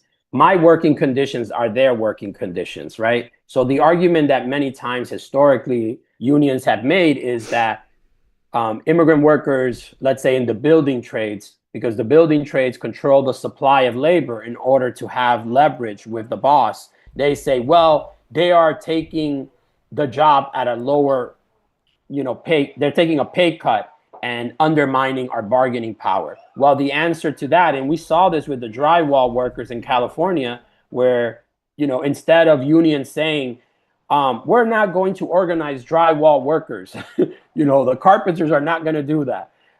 They ended up actually unionizing that workforce and bringing them into the union. So the challenge of the question of immigrant workers undermining the bargaining power of union workers, the answer to that is organizing. Right now, the same argument can be made by a auto worker in Detroit, saying before the big three contract fight, well, the auto worker in Alabama has higher injury rates than a worker in Michigan. So, how do we, is the answer to say, let's exclude those people, let's call them scabs? Or is the answer, let's organize the South? Right? So I think the question is about how do we build power? It's about who are we as a working class? If we believe that we, the working class, must stand up against the bosses who are the ones profiting off our labor and exploiting us, then we need to understand what the primary contradiction is in that dynamic. It is the boss who's hiring people that are undocumented. It is the boss who's exploiting those workers and thereby downgrading our working conditions. So all that immigrant workers are demanding is, let's level the playing field. You know, these workers should be legalized. There's no reason why someone that's been working in this country for 25 years, paying for Social Security, you know, doing the labor at home health aides, cleaning grandmas behind, there's no reason why that person should live in conditions of constant fear and, you know, and abuse. Like, that's just criminal. So the reason why the bosses, you know, are saying lay off the workers is because to that good faith, you know, union person in that you're talking to, one of the realities, according to Wells Fargo, is that there's a 700,000 worker shortage in manufacturing alone. Many of these jobs that were being done in Louisville, Kentucky at this appliance park, many of the workers were immigrants. They were starting off at $20 an hour, right? So the reality is that as an economy, as a society, the U.S. has always thrived because these waves of immigrants have, you know, have been the workforce that has produced growth. So you can see what the opposite of that is, and you can see the stagnation that, you know, that happened with Japan in the 90s, because those are closed-in societies. So we are dealing with a capitalist system that is going to ravish human labor for as cheap of a cost as it possibly can. So the labor movement needs to raise that standards and be able to fight against, you know, that race to the bottom that the business class wants to impose on us. But the bosses do have an interest in sustaining these workers, which is that they need workers. The interest of the labor movement is to organize those workers so they join, you know, the millions of union members that are part of organized labor. Right. Luis Leon, organizer and associate editor at Labor Notes. You can read his writing at labornotes.org and inthes.times.com. Luis, thank you so much for taking the time to talk to us today. I appreciate it. Thanks, Jacob. Yep. Yeah, you know, I mean, fundamentally, when you see undocumented folks, when you see undocumented folks and they're making too little money, you know, or maybe they're making less money than an American worker would take, there are two theoretical solutions to that problem. And the solution that the right lands on is that we need to make this undocumented immigrant's life worse. We need to target them, we need to treat them like a criminal, and we need to deport them. The solution that the left and the labor movement land on is that we should just raise the wages of the undocumented workers. Right? I mean, if that is actually your problem, if your problem is not that you hate brown people, then you have two solutions, right? You can kick them out, or you can just raise their wages. You can just organize them so that their wages and working conditions are better. And if you are not actually motivated by racism and xenophobia and bigotry, it seems to me that the obvious answer is the one that lifts up the immigrants as well as the native-born. Real quick before we pivot, I wanted to lift up a comment from the chat. DL Cindero says, movement of labor is restricted. Movement of capital, it'll go wherever the hell it wants. Yeah. And I think that is really true. Capital is always eager to find profit wherever that is. And, you know, yeah, there is clearly a business interest there because they wouldn't hire these workers if they weren't making a profit. But you're absolutely right. I mean, the alternative to this sort of mass deportation, mass violence against people and terror against people, families, is just to treat people with respect, to organize alongside them, and demand better for all of us. I mean, and I think there is really a moral issue here at heart. I mean, I can make the unionist economic class-based argument as to why we should stand in solidarity, but also there is, bottom line, there's a moral argument. And I just don't know how so many folks, including, many self-professed good Christian folks, can live with that reality that we should terrorize families and, kidnap mothers and fathers, sons and daughters. It's just really obscene. Yeah. And, shout out to all of the labor union leaders, members, from the rank and file to the officers, everyone involved who is actually taking a stand, standing in solidarity as we all should. And so shout out to all of those folks who are doing whatever you can. I know many of our listeners are involved in efforts in their communities, and really, really do appreciate it and commend you for doing the good work. Boss Watch is a segment that we do every week where we take a look at what laws bosses are breaking in the South. We're going to start in Georgia. Actually, we're running low on time, so let's start in North Carolina, where North Carolina-based publishing company Champion Media will pay $102,000 to furnish other relief furnish other relief to settle a disability discrimination lawsuit filed by the U.S. Equal Employment Opportunity Commission. According to the lawsuit, a deaf job applicant applied for a job at Champion Media's printing facility in Lumberton, North Carolina. After participating in an initial conversation over the phone and with the assistance of a video relay service, the applicant, who met the requirements for the position, was selected for an in-person interview. The applicant requested that Champion Media provide a sign language interpreter as an accommodation for the interview, and instead of providing an interpreter, Champion Media canceled the interview and did not hire the applicant for the job. Such alleged conduct violates the Americans with Disabilities Act, ADA, which prohibits companies from refusing to hire individuals because of a disability and, absent undue hardship, requires employers to provide reasonable accommodations to job applicants during the hiring process. The EEOC filed suit in the U.S. District Court for the Eastern District of North Carolina after first attempting to reach a pre-litigation settlement through its administrative conciliation process. And in addition to paying monetary damages, the 3-year consent decree settling the lawsuit requires Champion Media to conduct annual trainings, post an employee notice, and submit periodic compliance reports to the EEOC. Over in Texas, the U.S. Department of Labor has recovered $100,000 in back wages and damages owed to 31 employees of a Houston plumbing contractor who paid them a salary but failed to pay an overtime premium for hours over 40 in a work week. Investigators with the department's Wage and Hour Division determined Amelie Plumbing, LLC, categorized service technicians and apprentice helpers as salaried employees and did not pay them the correct overtime rate as required by the Fair Labor Standards Act. The division calculated that the contractor owed $50,000 in back overtime wages and an equal amount in damages. The Department of Labor is committed to making sure every worker receives their rightfully earned wages, said Wage and Hour Division District Director Chad Frazier in Houston. The outcome in this case should remind other employers to evaluate their pay practices in order to avoid sometimes costly compliance issues. Employers are encouraged to contact the Wage and Hour Division if they have any questions about compliance.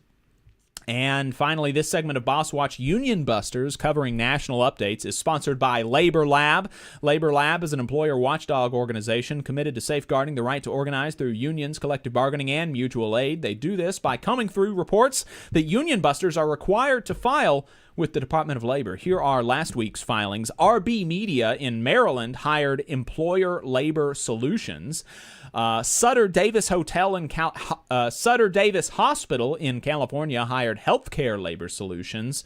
Workers won the decertification election. They decided not to decertify their union. The Academy of Magical Arts in California hired lay labor for $450 an hour, but workers still won the union election. Big Brothers Big Sisters of Puget Sound in Washington State hired Davis, Grimm, Payne, and Mara for $400 an hour. Workers are still in the middle of that union election. Kennametal in Ohio hired Road Warrior Productions for almost $4,000 a day. That union election is still open. Brilliant Corporation in Virginia hired the Crossroads Group for $475 a day. That union election is still open. Amazon in Michigan hired Road Warrior Productions for almost $4,000 a day for a total of $90,000. Amazon in California also hired Road Warrior Productions. And another Amazon in California also hired Road Warrior Productions for $4,000 a day for a total of $45,000. And Kluka Automotive in New Jersey hired MSC Labor Relations and Legislative Consulting. That is it for the first half of the program today. If you would like to follow us online, we got a whole second half of the program ready for you. Facebook and YouTube at The Valley Labor Report. If you don't follow us there, then we look forward to talking to you next week. All right, folks, we are off the radio now. We appreciate you staying tuned, staying with us. We got a great second half of the program lined up. We're going to be talking to President Dimondstein of the American Postal Workers Union, and we're going to be profiling Camp Solidarity in West Virginia. We're looking forward to hearing about that. So stay tuned, folks. We're going to take a break, and we're going to be right back.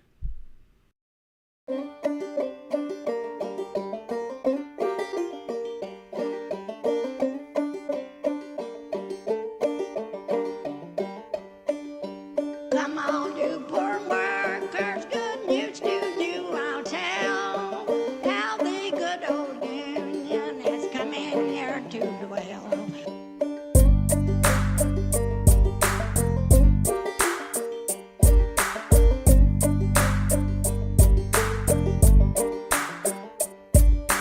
Go to Harlan County, there is no neutral air.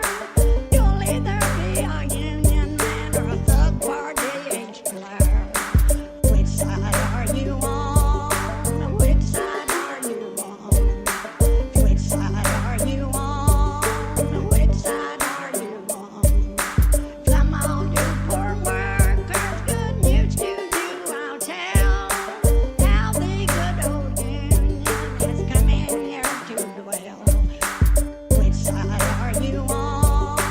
Which side are you on? Which side are you on? Which side are you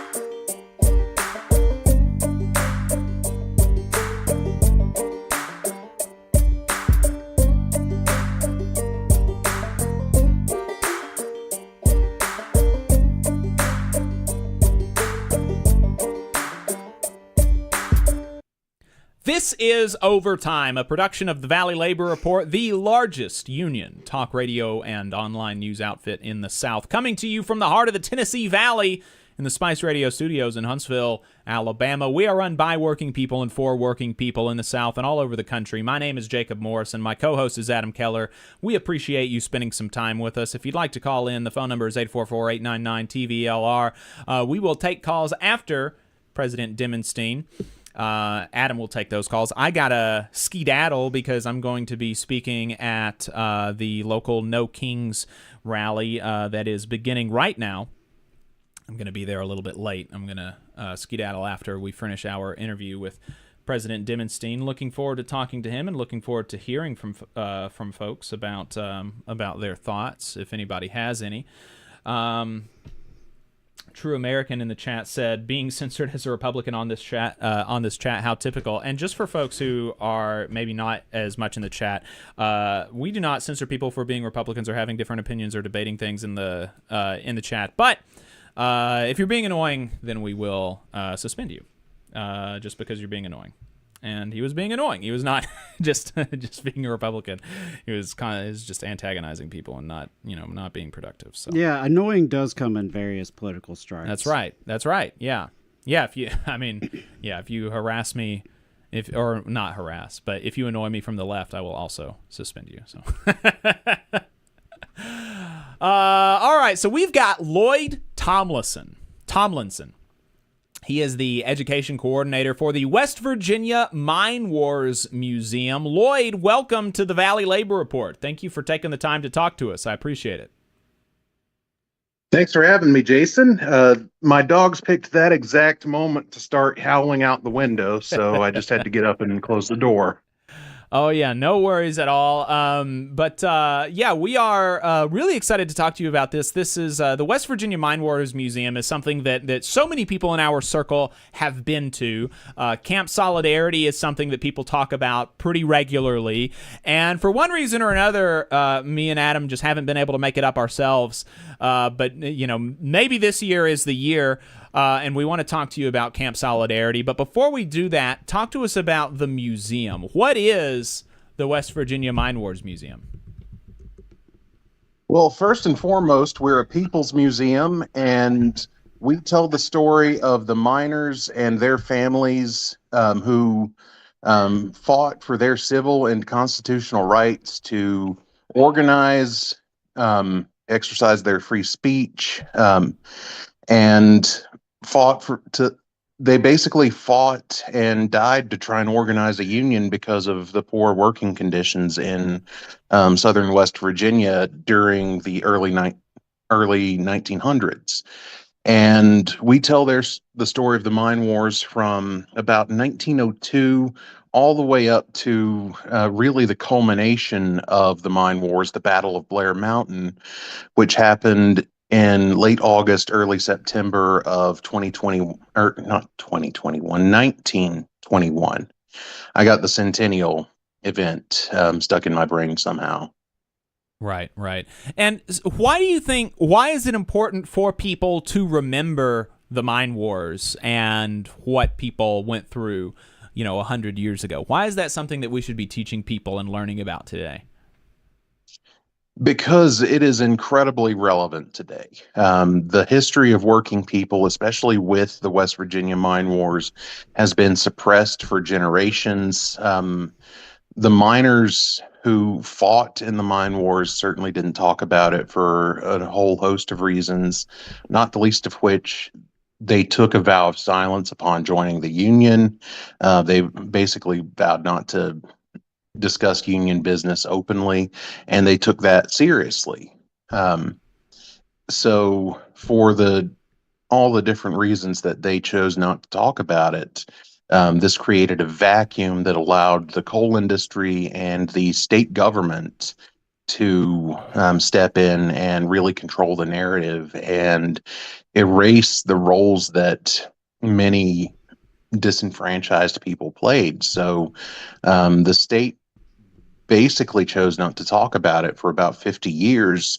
And when it was discussed, people like Don Chafin, the sheriff who was bought and paid for by the coal companies to bust the union in Logan County were made out to be heroes. Black miners, immigrant miners were not mentioned at all. The role of women in these strikes and in the mine wars wasn't mentioned at all. And they sort of fell back on the stereotypes that really originate from the Hatfield and the McCoy feud. So if I want to be really cliche about it, the people, if you don't learn about history, you're doomed to repeat it. And I think we see the impact still of how that story was suppressed for so long. Things like Amazon proposing to build company towns.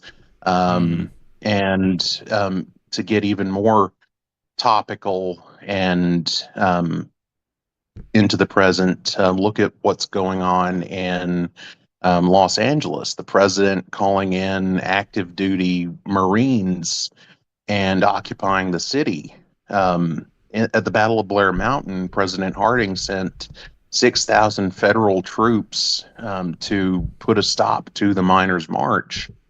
And of course, the miners backed down because they saw themselves as patriots who were fighting for their constitutional rights. And many of them had been veterans themselves. But one of our founders, Chuck Keeney, probably put it the best I've ever heard it.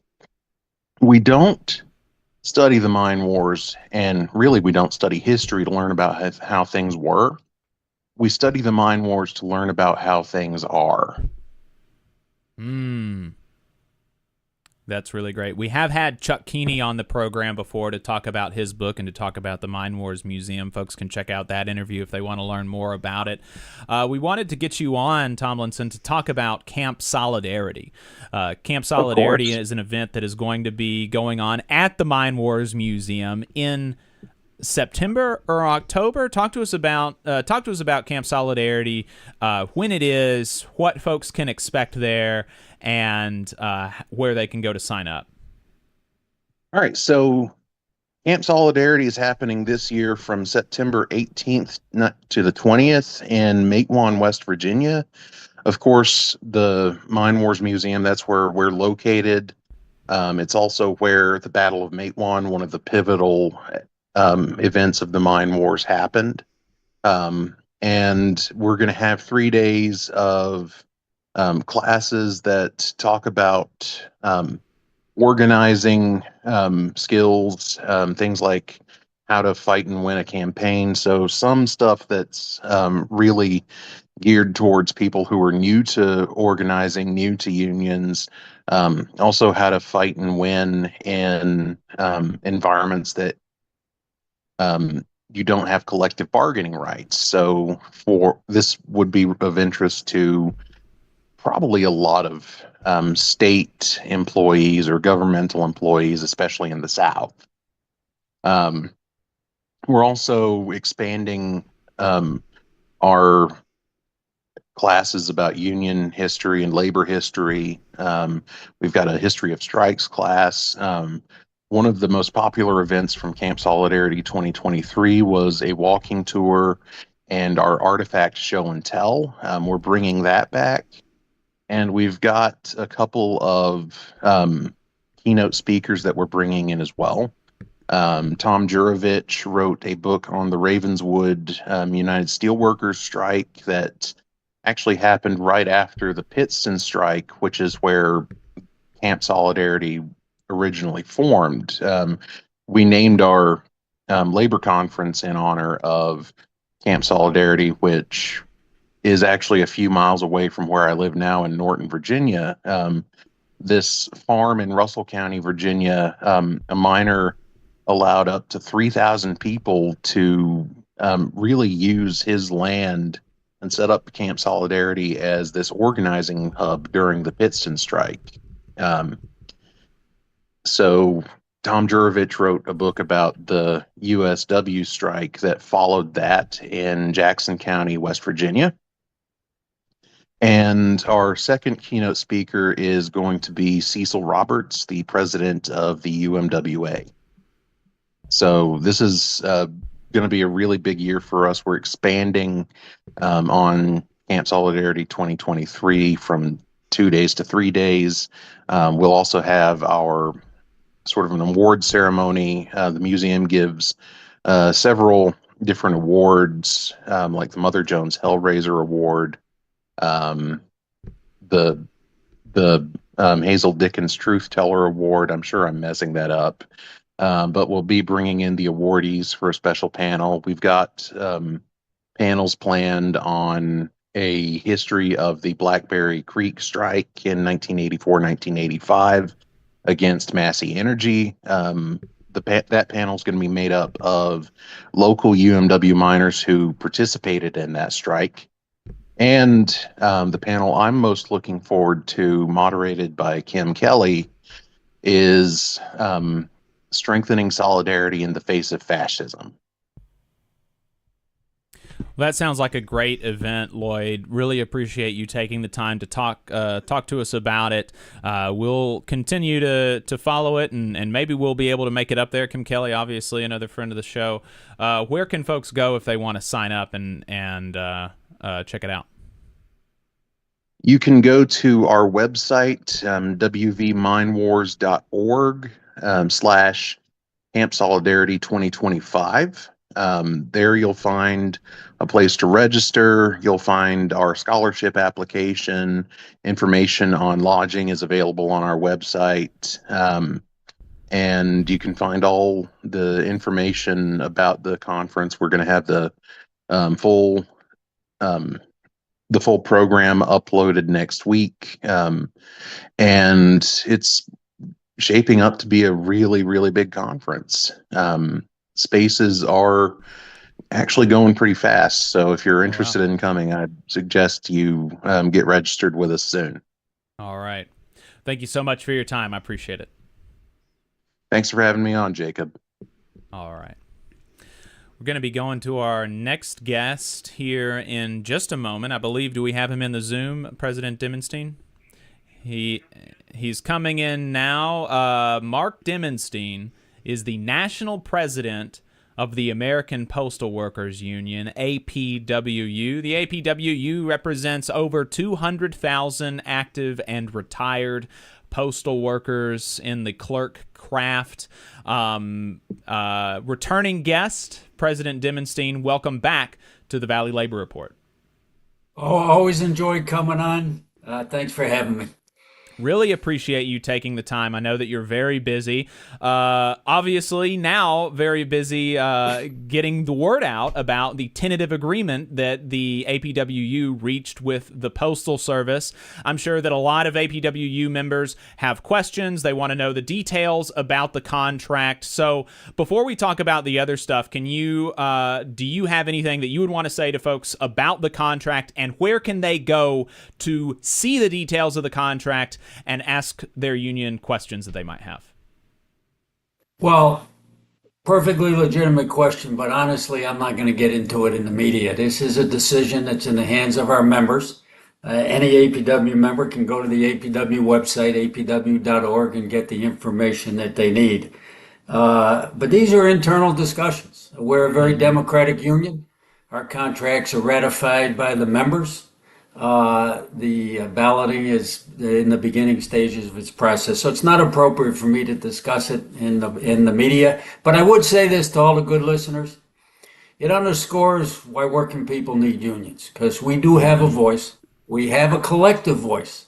We can bargain with in this case, the Postal Service or whatever company or institution where workers are organized, and the bosses have to come to the table. Because we have a union, people step up and organize. The members of the foundation, by paying dues and being active and bringing it to life and building power and leverage. So I think it's just an indication to all workers. We either leave ourselves as individuals, begging the boss for a raise, begging the boss for better job security, begging the boss for better workplace safety, better retirements, and so on as an individual. And the boss can just say, you know what, or we come together united in a union and we do the best we can. And all the facts all the proof is that when workers are organized in unions, they do better financially, they have better job security, they have better financial security, and they have a better working life. Still a struggle, but it's a lot better than not having a union. So that's all I'll say about our tentative agreement. It's in the hands of the members where it should be, and we'll know in mid-July how the members decide and where they land on this tentative agreement. Absolutely. Just wanted to make sure that we pointed folks to where they could learn more. That's apwu.org. Y'all also did a town hall last week, and that town hall is live. Folks can go and watch that if they were not able to attend it live. So definitely lots of opportunities to have your questions answered from your union if you have questions, if you're an APWU member, and learn about the details. So, and that's a very good point about, it's great to be able to be a part of a union that negotiates for your contract, and instead of having to go and beg the boss for yourself by yourself as an individual. So you're going to get a lot more when you're able to collectively bargain. I want to talk about some of the more, outside of the collective bargaining process. There's a lot of news and politics around the Postal Service. The latest is that there is a new Postmaster General nominee. What does the APWU make of this guy? Well, let me, before I talk about the guy himself, we're very disturbed with the process. This is more than a nominee. The Postal Board of Governors has the authority to hire and fire PMG. So they have selected a man named Dave Steiner as the next Postmaster General. He's in his vetting process, and that's probably not too stringent in the federal government and the postal world these days. And so he has been selected. The Senate has no say. It's not a nomination. The president nominates the Board of Governors. The Senate confirms. But once that's done, it's in the hands of the Postal Board of Governors. What has us so outraged and concerned is the Postal Board of Governors, and there's 9 when it's full. It's purposely set up by law in 1970, the Postal Reorganization Act, where the law went from the U.S. Postal Department to the United States Postal Service to take out political interference from the postal system. It used to be the old spoil system. It was purposely designed to have this Board of Governors equal basically between the two parties, no more than 5 from one party. And they are supposed to be nonpartisan, representing the interests of the people of the country, to defend their public mission of the public postal service, to set policy, and within that policy to hire and fire the PMG. This Board of Governors gave up their political independence, and they would only appoint a PMG if that new Postmaster General or the selected Postmaster General had the approval of this President of the United States. No President of the United States, from either party or any party, past, present, or future, should have the finger on that scale. So now we have a President of the United States who's openly advocating privatizing the post office, i.e. breaking it up, turning over to private corporations for private profit. There goes the right of the people to universal postal services, no matter who we are and where we live, what we call the universal service mandate, right? And so this Board of Governors, and by the way, of the 5 people, 3 are in quotes Democratic seats. So let's be clear on that. They gave up their political independence and let the president be the final decider on who they were going to choose. Absolutely wrong. Now, on top of outrage is they have selected somebody who has served for 16 years as an activist on the board of directors of none other than FedEx, the company that wants to destroy the post office, at least on the package side. The company that wants it all for themselves. The company that wants to get more and more packages away from the public institution, the low-cost anchor of the whole package mail system in the United States, the public postal service. So that, if that isn't the fox guard in the hen house, I don't know what is. So we are disturbed by what the Board of Governors did. We're very concerned about the person that they picked. I don't know him. He hasn't reached out yet. We'll see if he gets here, but all your listeners can take a step to try to overturn this outrage. If you go to U.S. Mail Not For Sale, usmailnotforsale.org, they have a petition going around to the Board of Governors, to the Postal Board of Governors, saying this is outrageous. We want you to reverse the decision and pick a PMG independent of political interference, the way the law intended. And there was a reason that law was written that way. If he comes in, then we're still going to deal as the American Postal Workers Union to defend the public institution, to defend the right of the people to public postal services equal throughout the country, whether it's rural or urban or in between. And we're going to have to certainly row hard together as the people of the country to make sure that we defend this wonderful national treasure. By the way, celebrating its 250th birthday this July. 1 year older than the country itself. Postal Service, 250 years. Always changing, but always there for the people.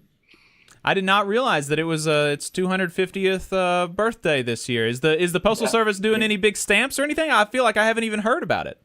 Well, that's an interesting question. I know they had some plans. But they're also in turmoil too. Mm-hmm. The Postmaster General did resign a few months back. They have an interim PMG. They're going through this process now. So I'm not sure they're paying as much attention as they plan to. But it's something that the people of the country can certainly celebrate. It's so much of the anchor of every town, every community, every neighborhood. And while communications are changing, the Postal Service still remains an anchor, maybe in some new ways and different ways, new opportunities for new services and expanded services, but nevertheless an anchor of our communities, an anchor of our country. Our folks that we represent are very proud of the mission. We would like the service to be better. We press management all the time. We need better staffing to make sure you, the people, get better service. But overall, the people of the country still overwhelmingly appreciate the Postal Service, trust postal workers, and want the post office to stay in their hands, not in the hands of the billionaires. You mentioned, and I've got some other Postal Service questions too, but staying on for one more question, the new PMG nominee, you mentioned that the Postal Board of Governors right now has 5 seats filled, 3 of which are Democratic, were appointed by Democratic presidents. And so, you talked about them giving up their political independence and nominating this guy who's supported by Trump, who's privatization activist. And I want to talk some later about privatization. Why is that bad? Some people hear that and they think, well, that's great. But this guy's a privatization activist. Why? What is the motivation for the Democratic governors on the Postal Board of Governors supporting this guy? Well, there is such a thing called corporate Democrats, and I guess therein lies the answer. There's always a struggle with the Postal Service about remaining public and truly public and in the hands of the people and not for the profit of corporations. And then there are those that would like to find their way to always shift things from the public sector to the private sector. So there are Democrats within those ranks. You may have to ask them directly on why they made their decisions. I can't speak for them, except they would be putting corporate interests over the interests of the people of the country. And maybe they've succumbed, as others have, to the bullying. Universities have, media outlets have, maybe the Postal Board of Governors have joined those ranks. Where they're allowing themselves to be bullied. And we believe that when people capitulate to the intimidation and the threats, that they only get worse. And so let's talk about the privatization. You mentioned that this PMG has been a privatization activist, sort of.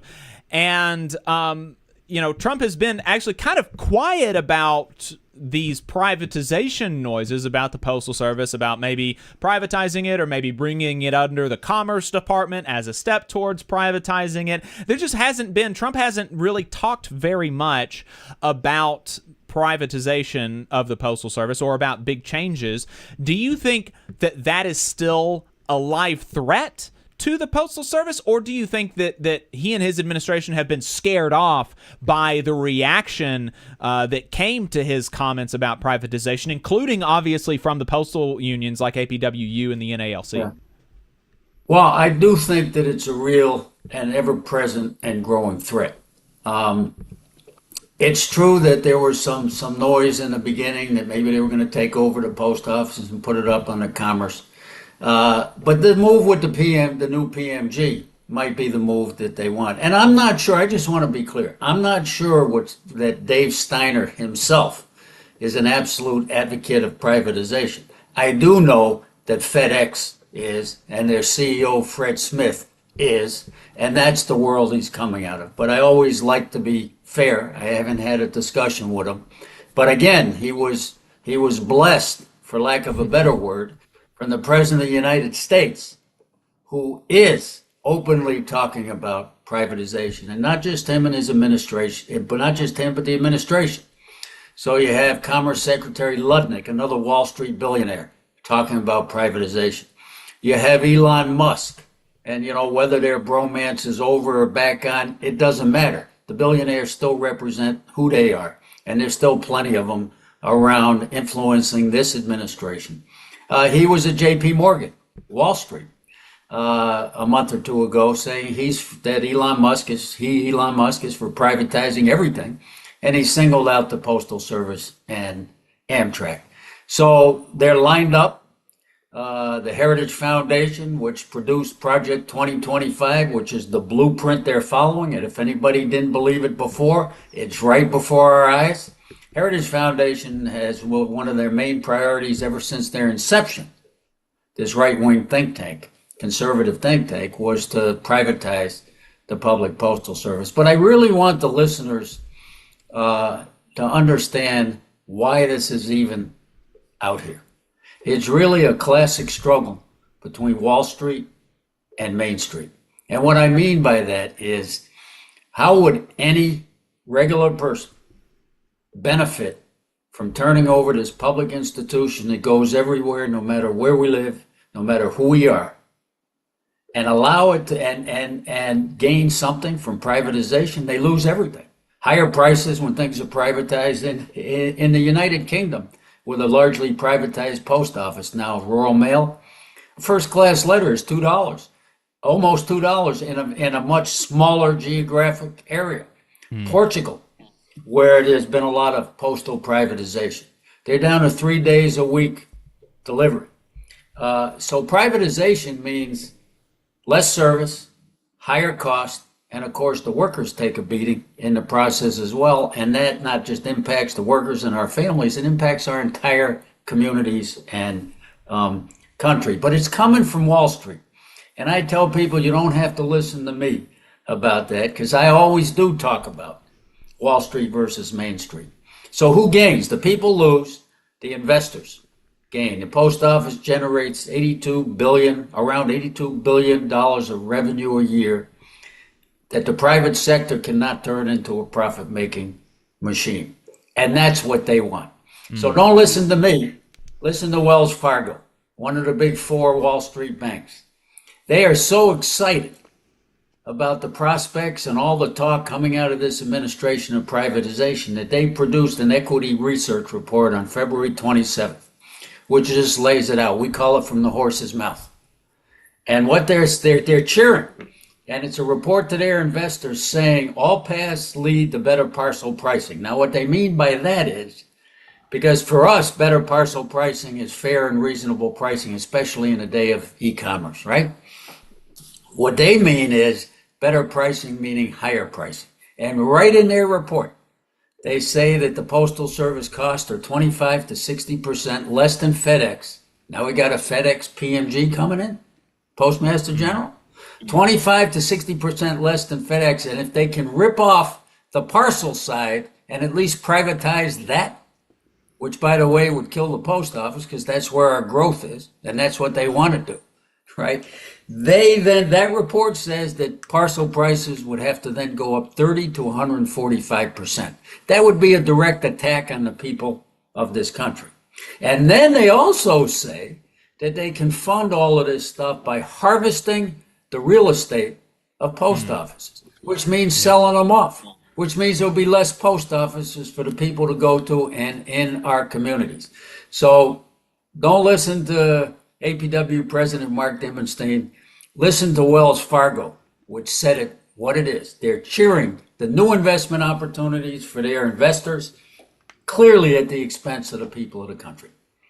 Absolutely. We covered that when it came out, and it really, Right. it is pretty striking how clear they are about That's right. how, like just vampire kind of stuff, like how they're so like salivating at the prospect of squeezing the post office for everything it's worth and hurting consumers and workers. I mean, it's really pretty wild.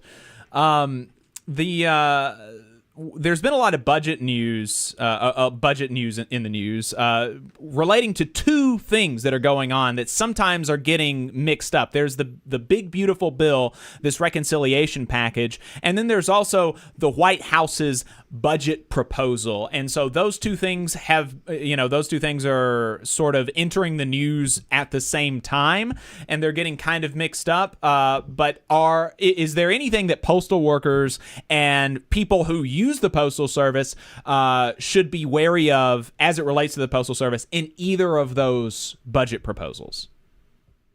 Well, I will confess I haven't yet studied the new budget proposals coming out of the Office of Management and Budget out of the White House. But in terms of the reconciliation and budget issues before Congress right now, there are massive attacks on the federal workforce and the postal workforce.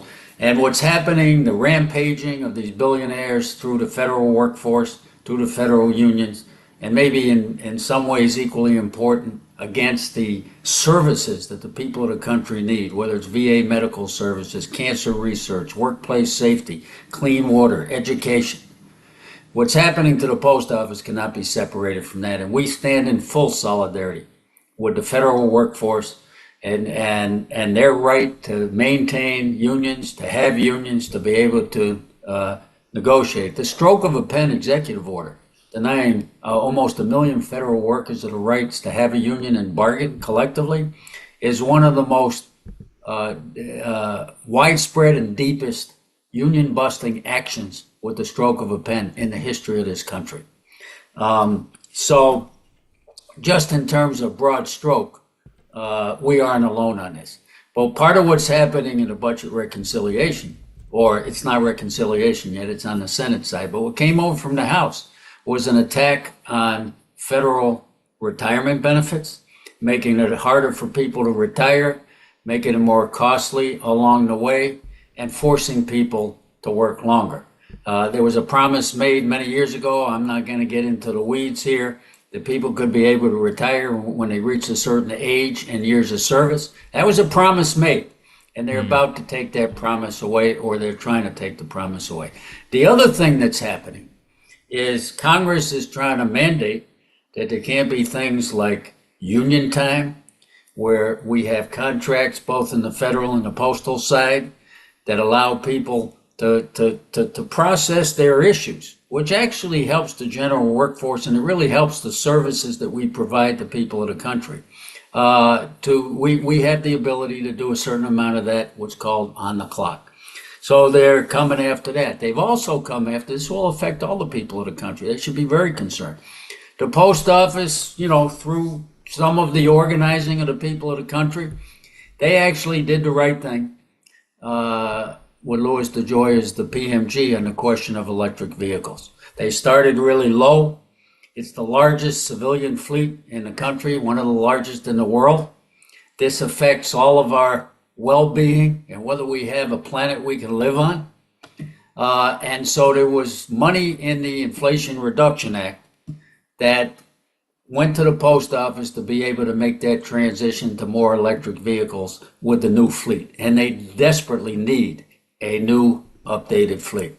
So that was a good thing. We supported it. All the postal unions supported it. The people of the country generally support it.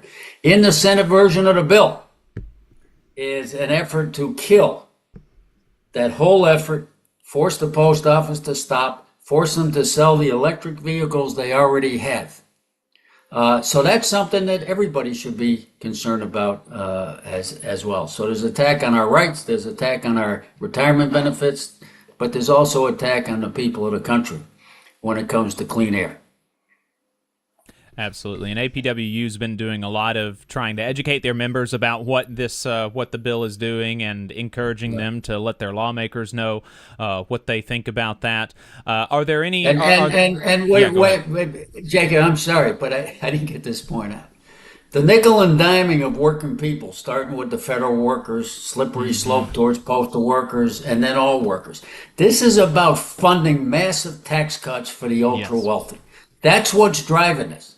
And so if they really want to deal with fraud, waste, and abuse, and most people don't want fraud, waste, and abuse, they're not uncovering fraud, waste, and abuse with a lot of these agencies. They're just coming in and trying to shift it over to the private sector so they can make their profit. If you want to start with fraud, waste, and if you want to deal with fraud, waste, and abuse, start with the military-industrial complex budget, where even the right-wing libertarian Cato Institute says close these 800 bases around the world and save the money. It's a boondoggle. That's coming from them, not me. So in the meantime, they're nickel and diamond working people, massive tax breaks for the rich, and the largest ever Pentagon budget in the history of the country. Something's wrong with that picture when it comes to the needs of working people. It really is very stark, and especially as, you know, I don't know if you've seen the interview with this Doge leader on NPR, where he was talking about how I came from the tech industry, and because of my experience in the tech industry, in the private sector, which these people, you know, these right-wing media types and politicians, they they fetishize the private sector. They say that the private sector, especially the tech industry, is this beacon of efficiency. And this guy came from the private sector, and he said that his experience in the private sector was that there's a bunch of people getting paid a bunch of money to basically do nothing. And so I expected to find that in the government, and I didn't. I didn't find that in the government. I found a lot of people that are dedicated to their jobs, dedicated to serving the American people, and in a lot of cases, they are hamstrung by things that Congress requires them to do that are maybe not necessary to do the job, or the refusal of Congress to fund modernization efforts and things like this.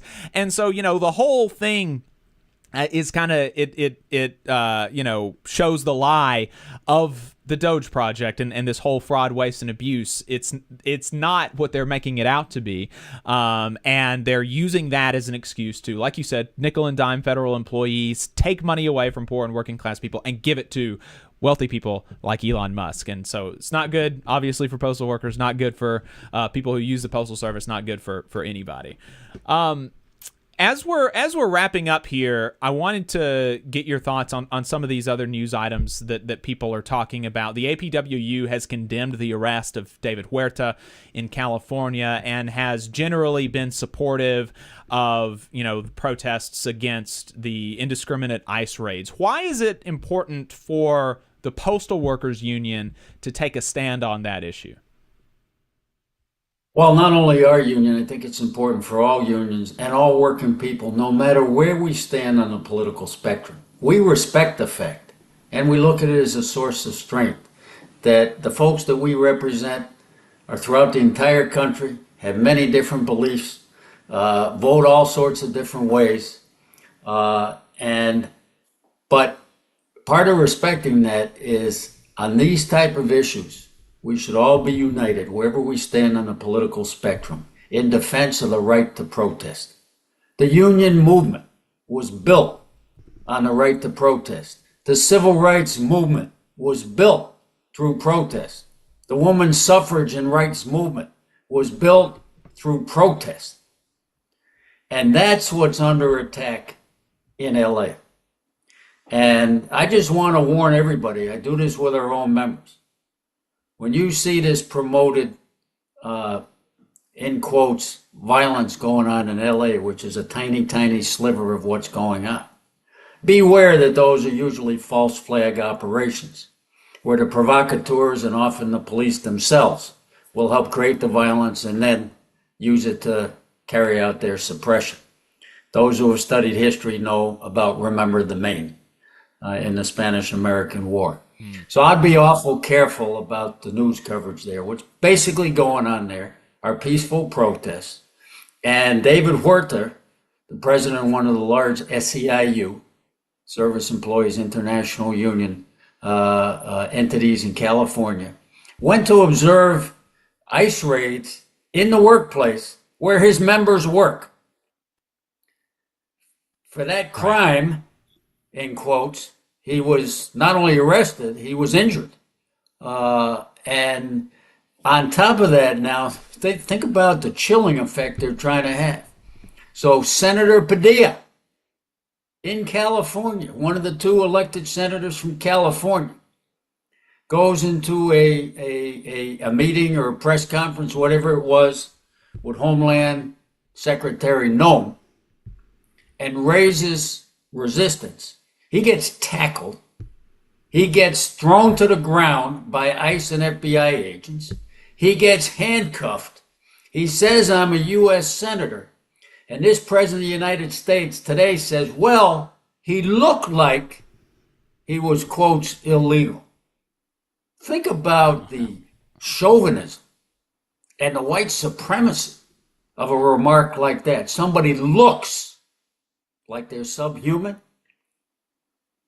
And so this is a very dangerous time. You add the Colombia permanent resident, Khalil, who then basically gets kidnapped by ICE, even though he's here legally, because he happened to speak out in defense of the Palestinian people of Gaza.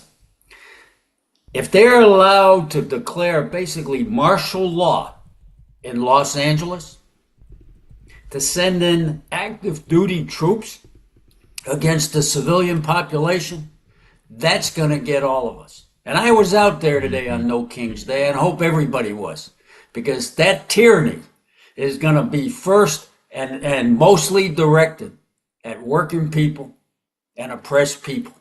And they want to come after the right to protest. They want to scare people. There was just an assassination today in Minnesota of a liberal Democratic rep, and it's connected to all of this incitement of violence that's going on. And the violence that's happening in LA is because those National Guardsmen were federalized, because the Marines are there, and because maybe there's state provocations going on.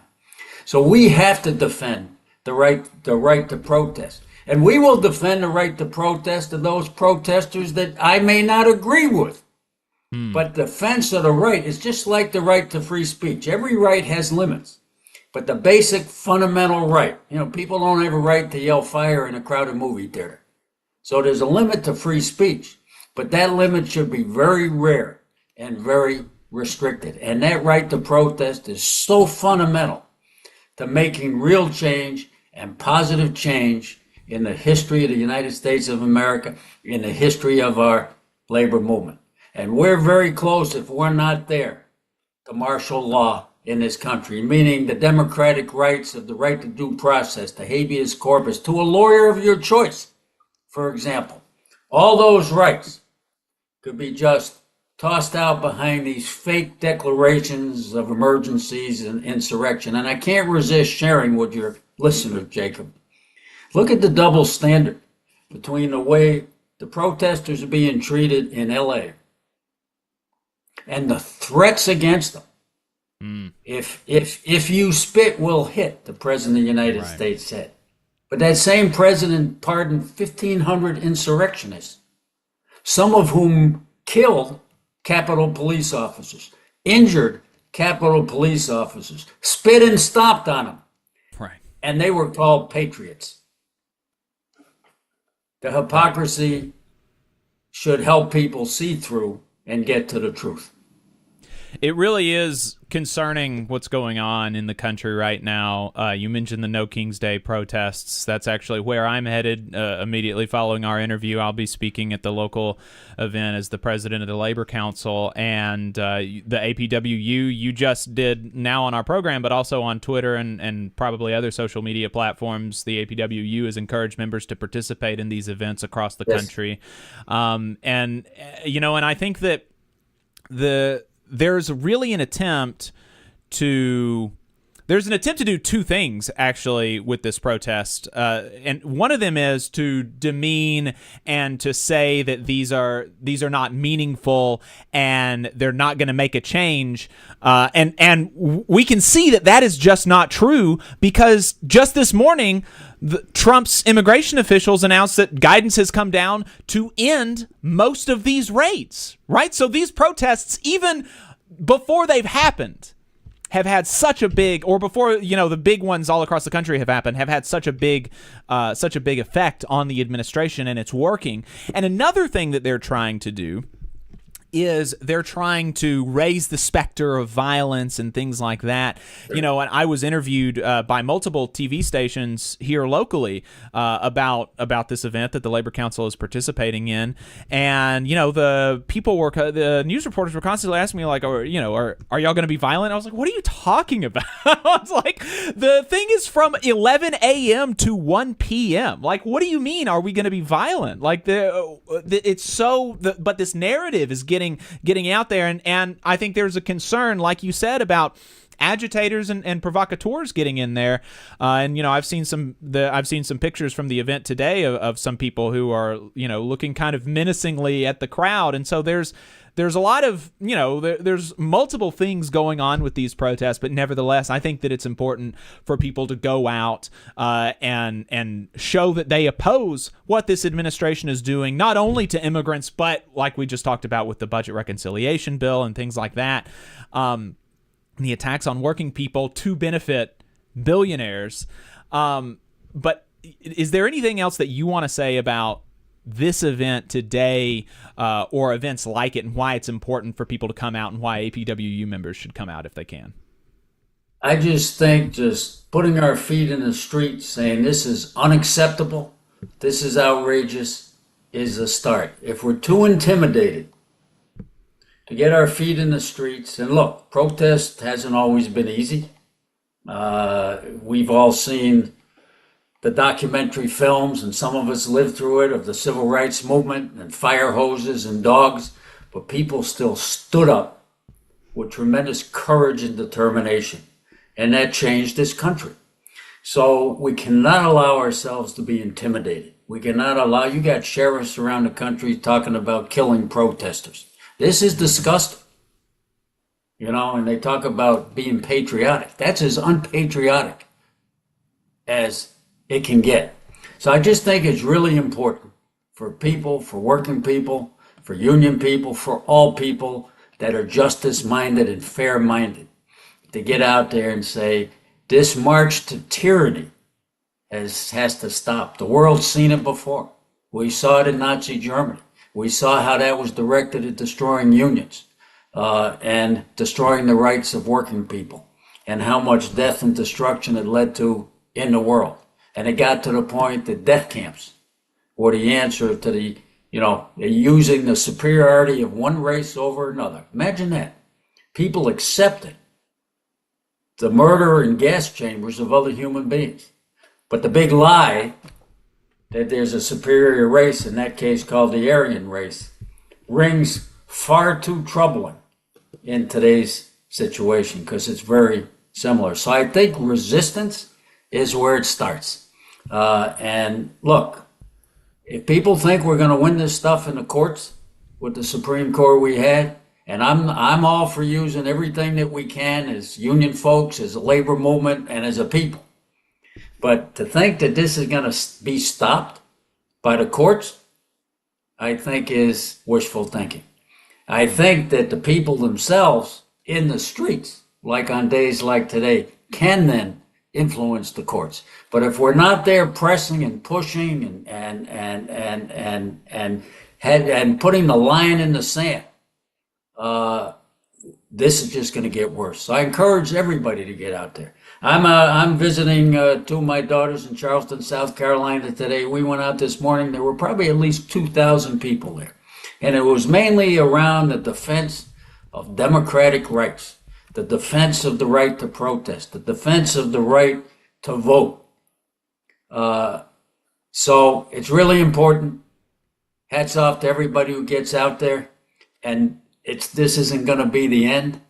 this is going to be the beginning, or part of the beginning. But it's a whole lot better to be out there with this than the government spending $100 million while they're picking the pockets of Medicaid recipients from the least amongst us, having a military parade on the birthday of somebody that's acting like a king. We overthrew the king in 1776. Let's not go back, and let's not allow it to go back. Mark Dimondstein, National President of the American Postal Workers Union, representing over 200,000 active and retired postal workers. Thank you so much for taking the time to talk to us today. I appreciate it. Always a pleasure, Jacob. And get out there on No King's Day, and I hope you have a heck of a turnout. All right. Thank you, brother. I appreciate it. Take care. All right, folks, there you go. Head out to your local events if you are, if you're able. If you're in Huntsville, you'll be able to see me momentarily. I'm gonna, and if you want to call in, the phone number is 844-899-TVLR. That is 844-899-8857. We'll go ahead and before I leave, we've got one caller on the line, so if we have any others, Adam will need to take those. But I can go. We'll go ahead and answer this call. This one from a 970 area code. 970 area code. What's your name? Where are you calling from? Hi, this is Doug. I'm from Kentucky. Doug from Kentucky. What's on your mind? Well, I mean, I've called before. I was hoping that I'd get a little bit more out of Dimondstein, but I guess not. I'm just going to go out and say it. I think 1.3 is pathetic, just like other people are saying in the comments. Not addressing that is just ridiculous, in my opinion. Correct me if I'm wrong. I don't know for sure, but all we have is bullet points on that contract. None of us can read that contract as it is right now. On the APWU website, it's not there. It's just bullet points. So all we're going on is those. I mean, it shows a lot, but it doesn't show enough, in my opinion. And for him to say, just go on the website and look at the contract, you know, it'll explain all that stuff further. He could have explained that stuff to us. He was the one that went to that table. He was the one that did that and negotiating. I wanted to know why he thought that was acceptable. He was apparently upset with the NALC contract. He sent out stuff about the contract and said that it was going to be challenging for the APWU. So he came out with basically the same thing. I mean, I get that there's COLAs in that contract. I get that there's, and that seems to be the sticking point, is that we get these COLAs, and that's going to somehow fix our wages. We need better wages. And for him to not talk about that is just ridiculous. Why does he think that our wages are acceptable? And why does he think that 1.3% is good? There are plenty of unions that have fought for way better, and that is not on the table. I'm so angry that he won't explain that stuff, and it seems like it's just talked away. I get that there's marches and protests on right now, but I want him to talk about the contract that's coming up. We're voting on it. Why is this something that we need to be excited about? Coming from him, he's the one that negotiated for us. Mm-hmm. Yeah, I would have been interested to have that conversation. You heard what he said as far as, he thinks that's an internal discussion, and I mean, I don't know that necessarily that I agree that's those sorts of things are an internal union discussion, but I don't think it's a totally unreasonable thing as long as the union is being open and answering questions and things like that. And I don't think that voting is going to begin until late this month, maybe sometime next month. So there's still time to see the full contract. Next week is when ballots go out? Yeah, 16th of June. I mean, that's when we go vote. I mean, are you going to vote in person? I mean, it could be longer that we get it. Are you going to vote in person, or is it the ballots are sent out? The ballots are sent out next week. Okay. I would be shocked. I would be very shocked if the full contract doesn't come out very, very soon. And there was, did you attend the town hall? I did not. Okay, I would recommend starting there, and that's part of the internal union conversation. So I would be really interested in next week, if folks have been able to go back and watch that, if they have any more questions after that town hall, I'd be interested in people's reaction to it. I haven't watched it either, but you can go to the APWU's YouTube page. The title of the video is APWU Live Contract Town Hall. It's 2 hours long. It's got presentations on different parts of the contract from different department heads within the union. And then they've got a full 30 minutes of Q&A where they took questions from the membership. So, I'm not gonna say that he has to answer questions on the Valley Labor Report, right? As long as he's answering as long as the union is answering the questions somewhere, I think that's sufficient. And I think hopefully my understanding is that that's going to be happening. So it would have been great for me, obviously, if he talks about it on the Valley Labor Report. Sure. That's good for our program. But as long as it's happening somewhere, then that's all that matters. I mean, the thing that I got out of it was, I should say that when these ballots go out on the 16th, not everybody's going to get them immediately, right. But usually they send a booklet of what's going to be in the contract. So it's kind of explains it there. Mm-hmm. So we're gonna get something out of that. It's maybe I guess maybe he didn't want to talk about it here. I just feel like he's here. There are people that want to know. I feel like that was a question that you even asked, and to say that it's internal, there's a lot of members in the APWU that can't go to town hall meetings or whatever, that want to know what's going on with our contract, and he's the source of it. And for him to say it's internal, I don't agree. There's people that want to know, and I feel like everybody should know. We should be transparent. We should be open. We're already at the point of the tentative agreement. Why are we handling it internally? Thanks for your thoughts, Doug. I appreciate it. But yeah, definitely check out, and I did put it in the chat, the APWU Town Hall. It's public on their YouTube page, American Postal Workers, and they've got chapters and everything, and so definitely check out that town hall. Sounds like you'll get the full contract at least in the mail. I would imagine even sooner. But yeah, definitely check that out. Got a caller from a 715 area code. 715 area code. What's your name? Where are you calling from? Hey, I'm Nick. I'm in Texas. Nick from Texas. What's on your mind? Hey, what's on my mind? I'm sure you heard about the 2 state representatives in Minnesota that were shot. One passed away, and the other one seems to be clinging on. Yeah, hopefully, the one that clings on stays alive. That's tragic. Yeah.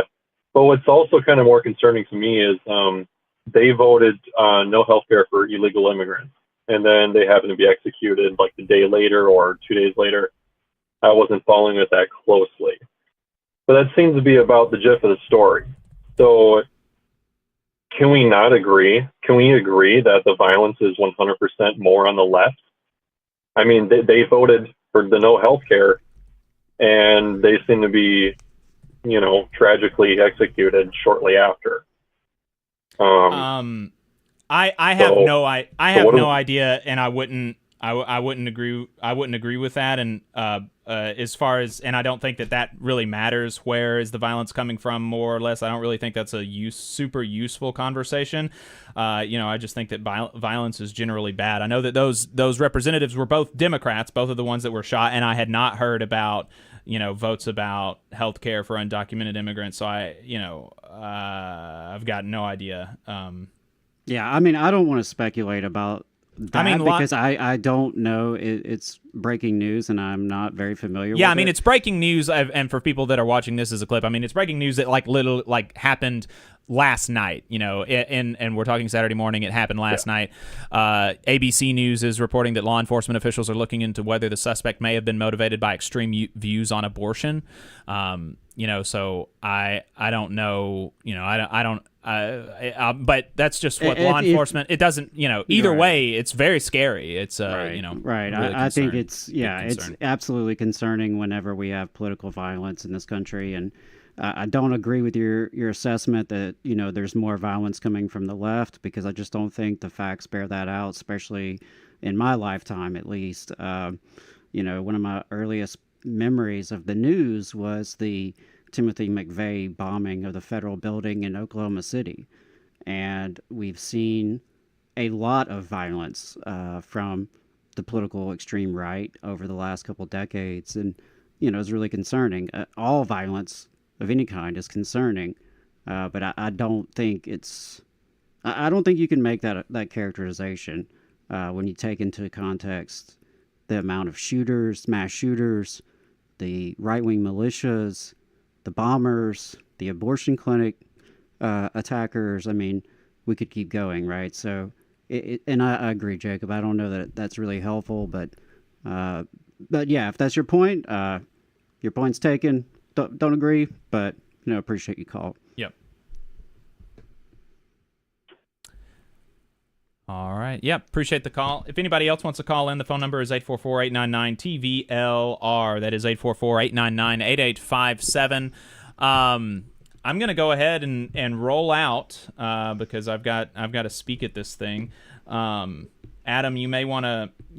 We don't have any other callers on the line, so you may want to listen to the voicemail that we got from Gus. It was on he had some comments on the big beautiful bill and some of the effects that it's happening that it is having in Portland.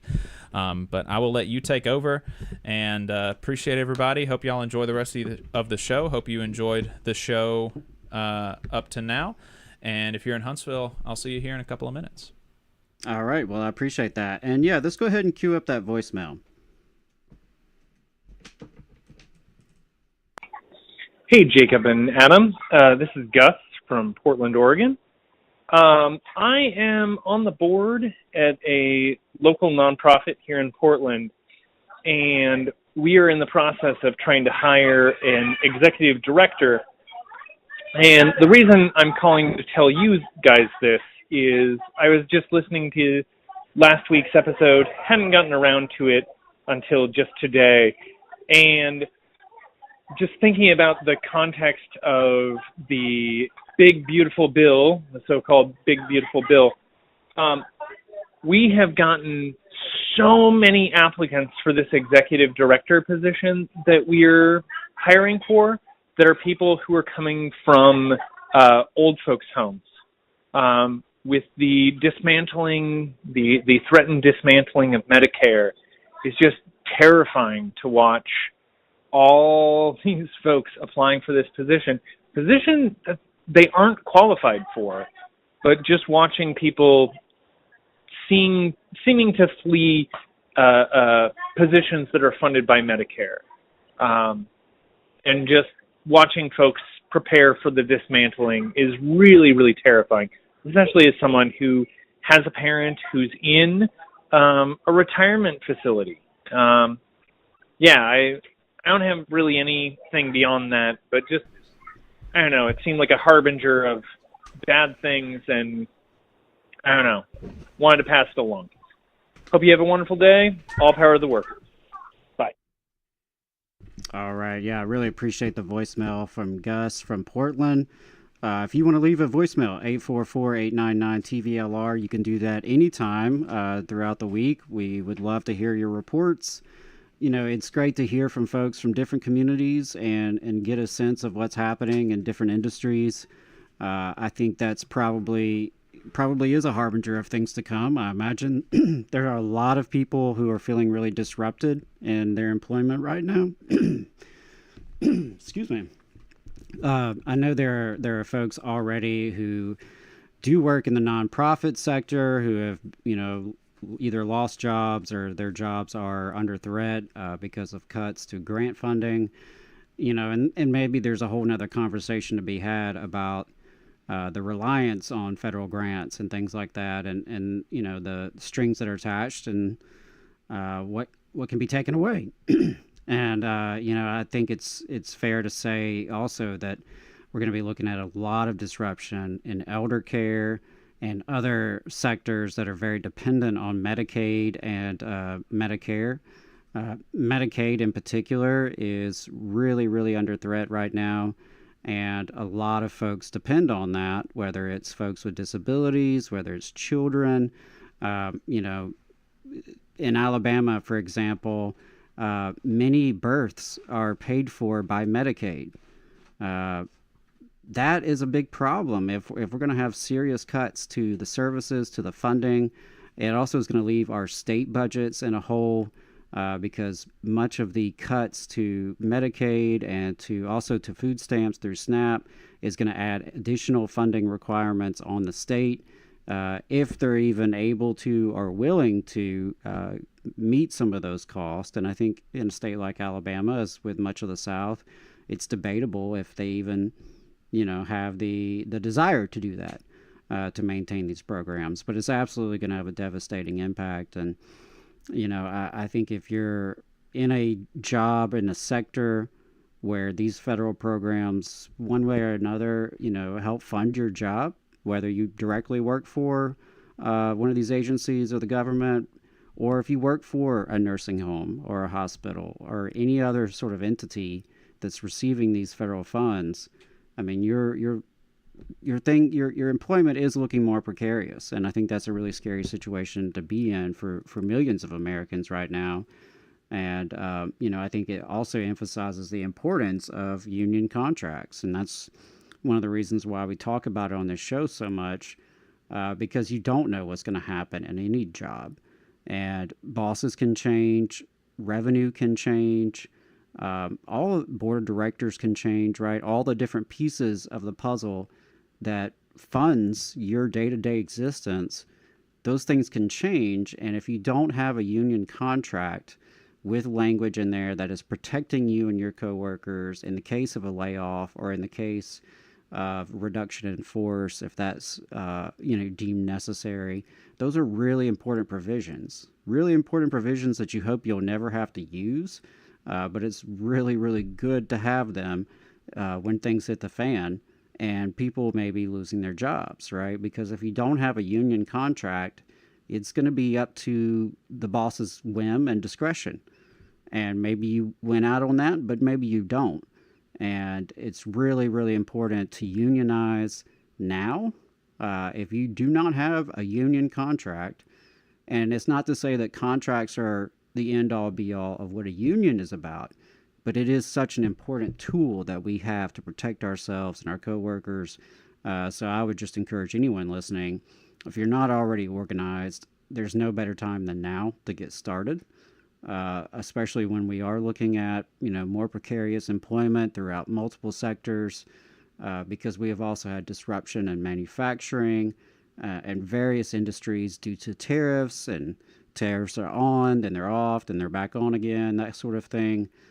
So again, having a union contract, having a union where you and your coworkers have come together to build power together and to sit down at the table with the boss to actually get binding language in writing, that is really necessary. I think we do we have any callers on the line? Okay, no, I think they dropped off.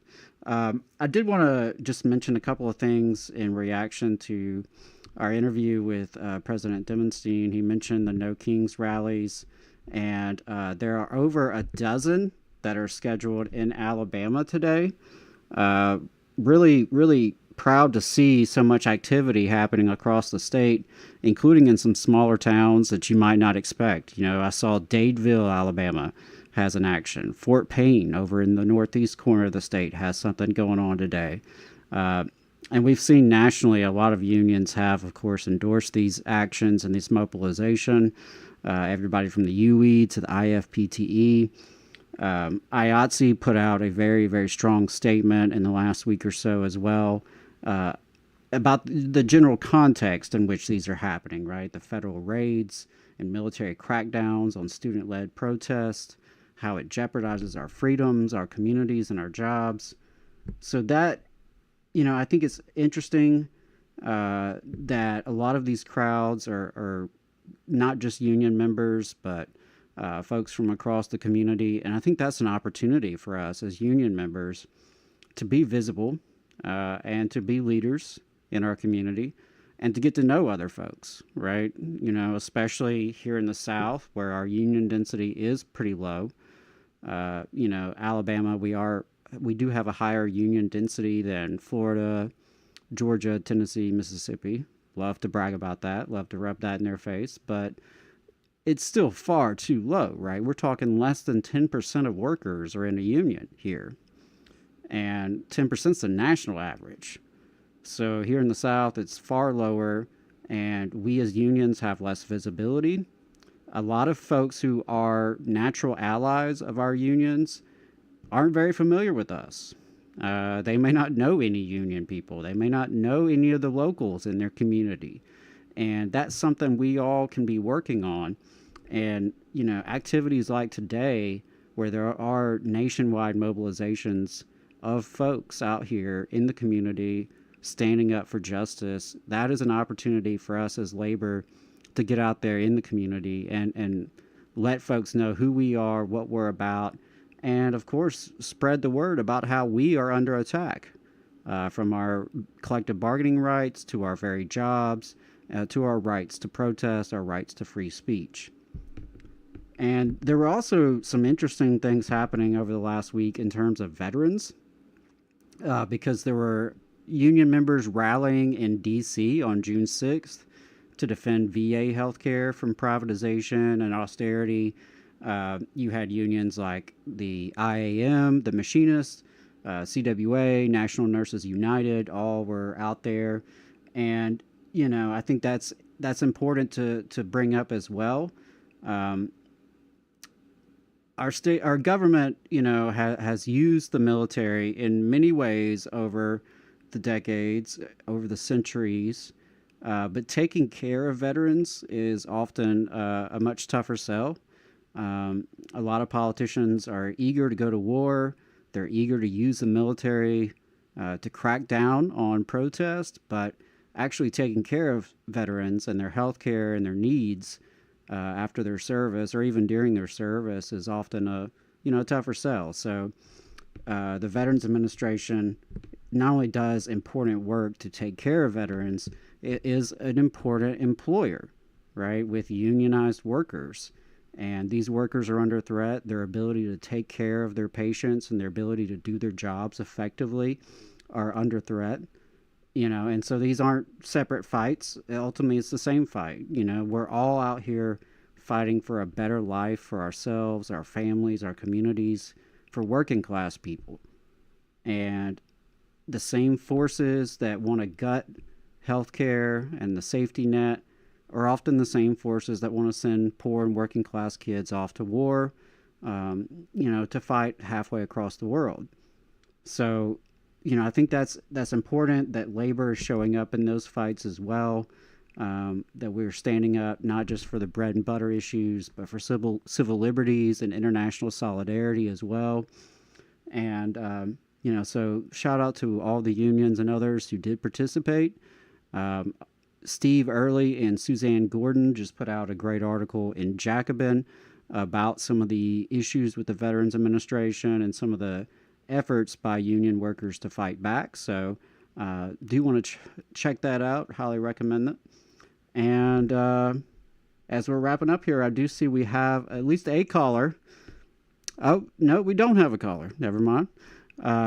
So I wanted to just thank everyone for tuning in today. Thank everyone who has donated, contributed, left voicemails, participated in the chat. Whatever you do to support this program, it really is appreciated. We're doing this as a side hustle, a side project, right? We have full-time jobs. We're full-time union members and labor leaders. And we do this to try to get working class perspectives out here in the media.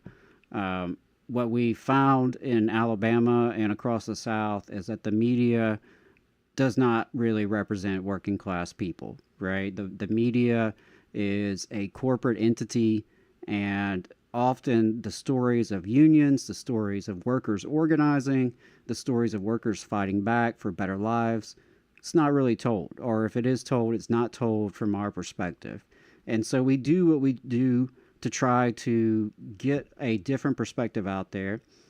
And we think that it's important that solidarity is something that we spread continually, right? And it's something that folks can tune in every Saturday and they can hear a couple union guys talk about the power of solidarity, the power of organizing, and hear from a whole array of guests, from rank and file workers to, as you heard, we had a national president on the show, we had a rank and file union member on the show, and everybody in between. And we try to do that. So if you are interested in being part of this project, there are different ways you can do that.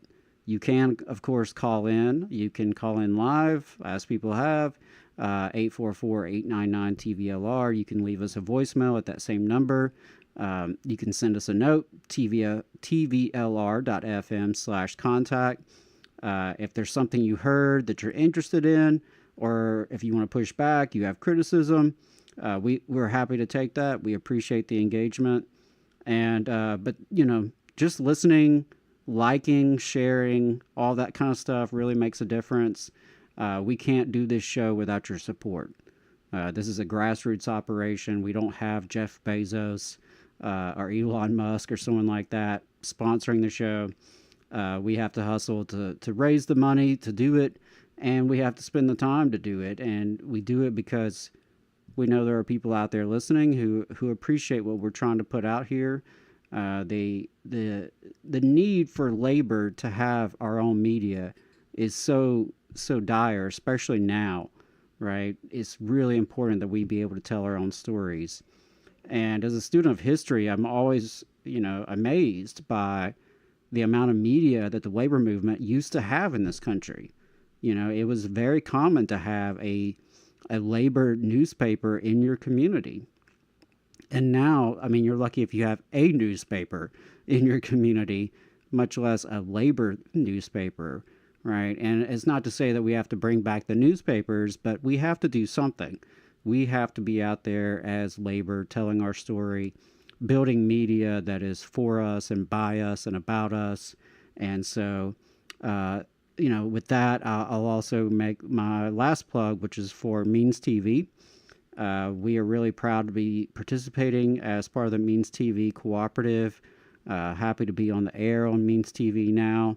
That was a new thing that started, recently, and really want to lift up what they're doing because they are building that sort of independent worker-owned media that we really need, because we can't just rely on the corporations and the billionaires to have these platforms and to be able to tell our stories. So shout out to Means TV. You can subscribe with our discount code, TVLR. I believe you get 20% off, so it's a great deal, but it's well worth it. Means Morning News is worth it by itself, and there are many other great programs on there. So again, I want to thank everybody. I said that was my last plug, but I did forget to plug what Labor Notes has going on. And they do have their Secrets of a Successful Organizer training series coming back. That is going to start June 16th, 6:30 p.m. And if you've never attended that, please do. If you want to learn more about how do you do all this stuff, how do you talk to your coworkers, how do you build a list, how do you build an organizing committee, how do you deal with some of the anti-union pushback, or how do you deal with the division in your workplace, right? That's something that is really tough to deal with, is that a lot of us are divided. Working class people, we are the majority, by far. Vast majority of us have to work for a living. But you wouldn't know that necessarily because we're not united as a working class, whether it's racial, ethnic, gender, religious divisions, or other kind of divisions that the boss often foments in our workplace, by team or department or job category. So all those are the kind of things you can talk about and learn more at the Secrets of a Successful Organizer series. Again, labornotes.org/events. They do have a national call on June 17th, Beating the Billionaires in 2025. I've already registered for that. I encourage other folks to register for that as well. And their Stewards Workshop for June looks very relevant to the South. Maintaining unity in an open shop. And of course, we are very familiar with the open shop here in right to work conditions in the South. And more workplaces are becoming that way. So that's a really timely workshop to discuss strategies to build worker power and maintain unity despite attempts to undercut the union. So those are some of the events coming up from Labor Notes. Again, you can go to labornotes.org/events. There is a North Carolina Troublemaker School that is planned for later this fall. And if you're interested in collaborating on any events here in Alabama or in the Tennessee Valley, please do hit us up, talk to me and Jacob. We'd love to collaborate. So I think that is all I have. Jeff, one last check. Do we have any callers on the line? All right, no more callers on the line, so we're going to call it a day with 6 minutes to spare. 6 minutes to spare. So, again, thank you, everyone, for tuning in. Stay tuned for next week. We've got a great show for you. And leave us a voicemail in between 844-899-TVLR. Let us know what you're thinking. And otherwise, we'll see you next week. All power to the workers.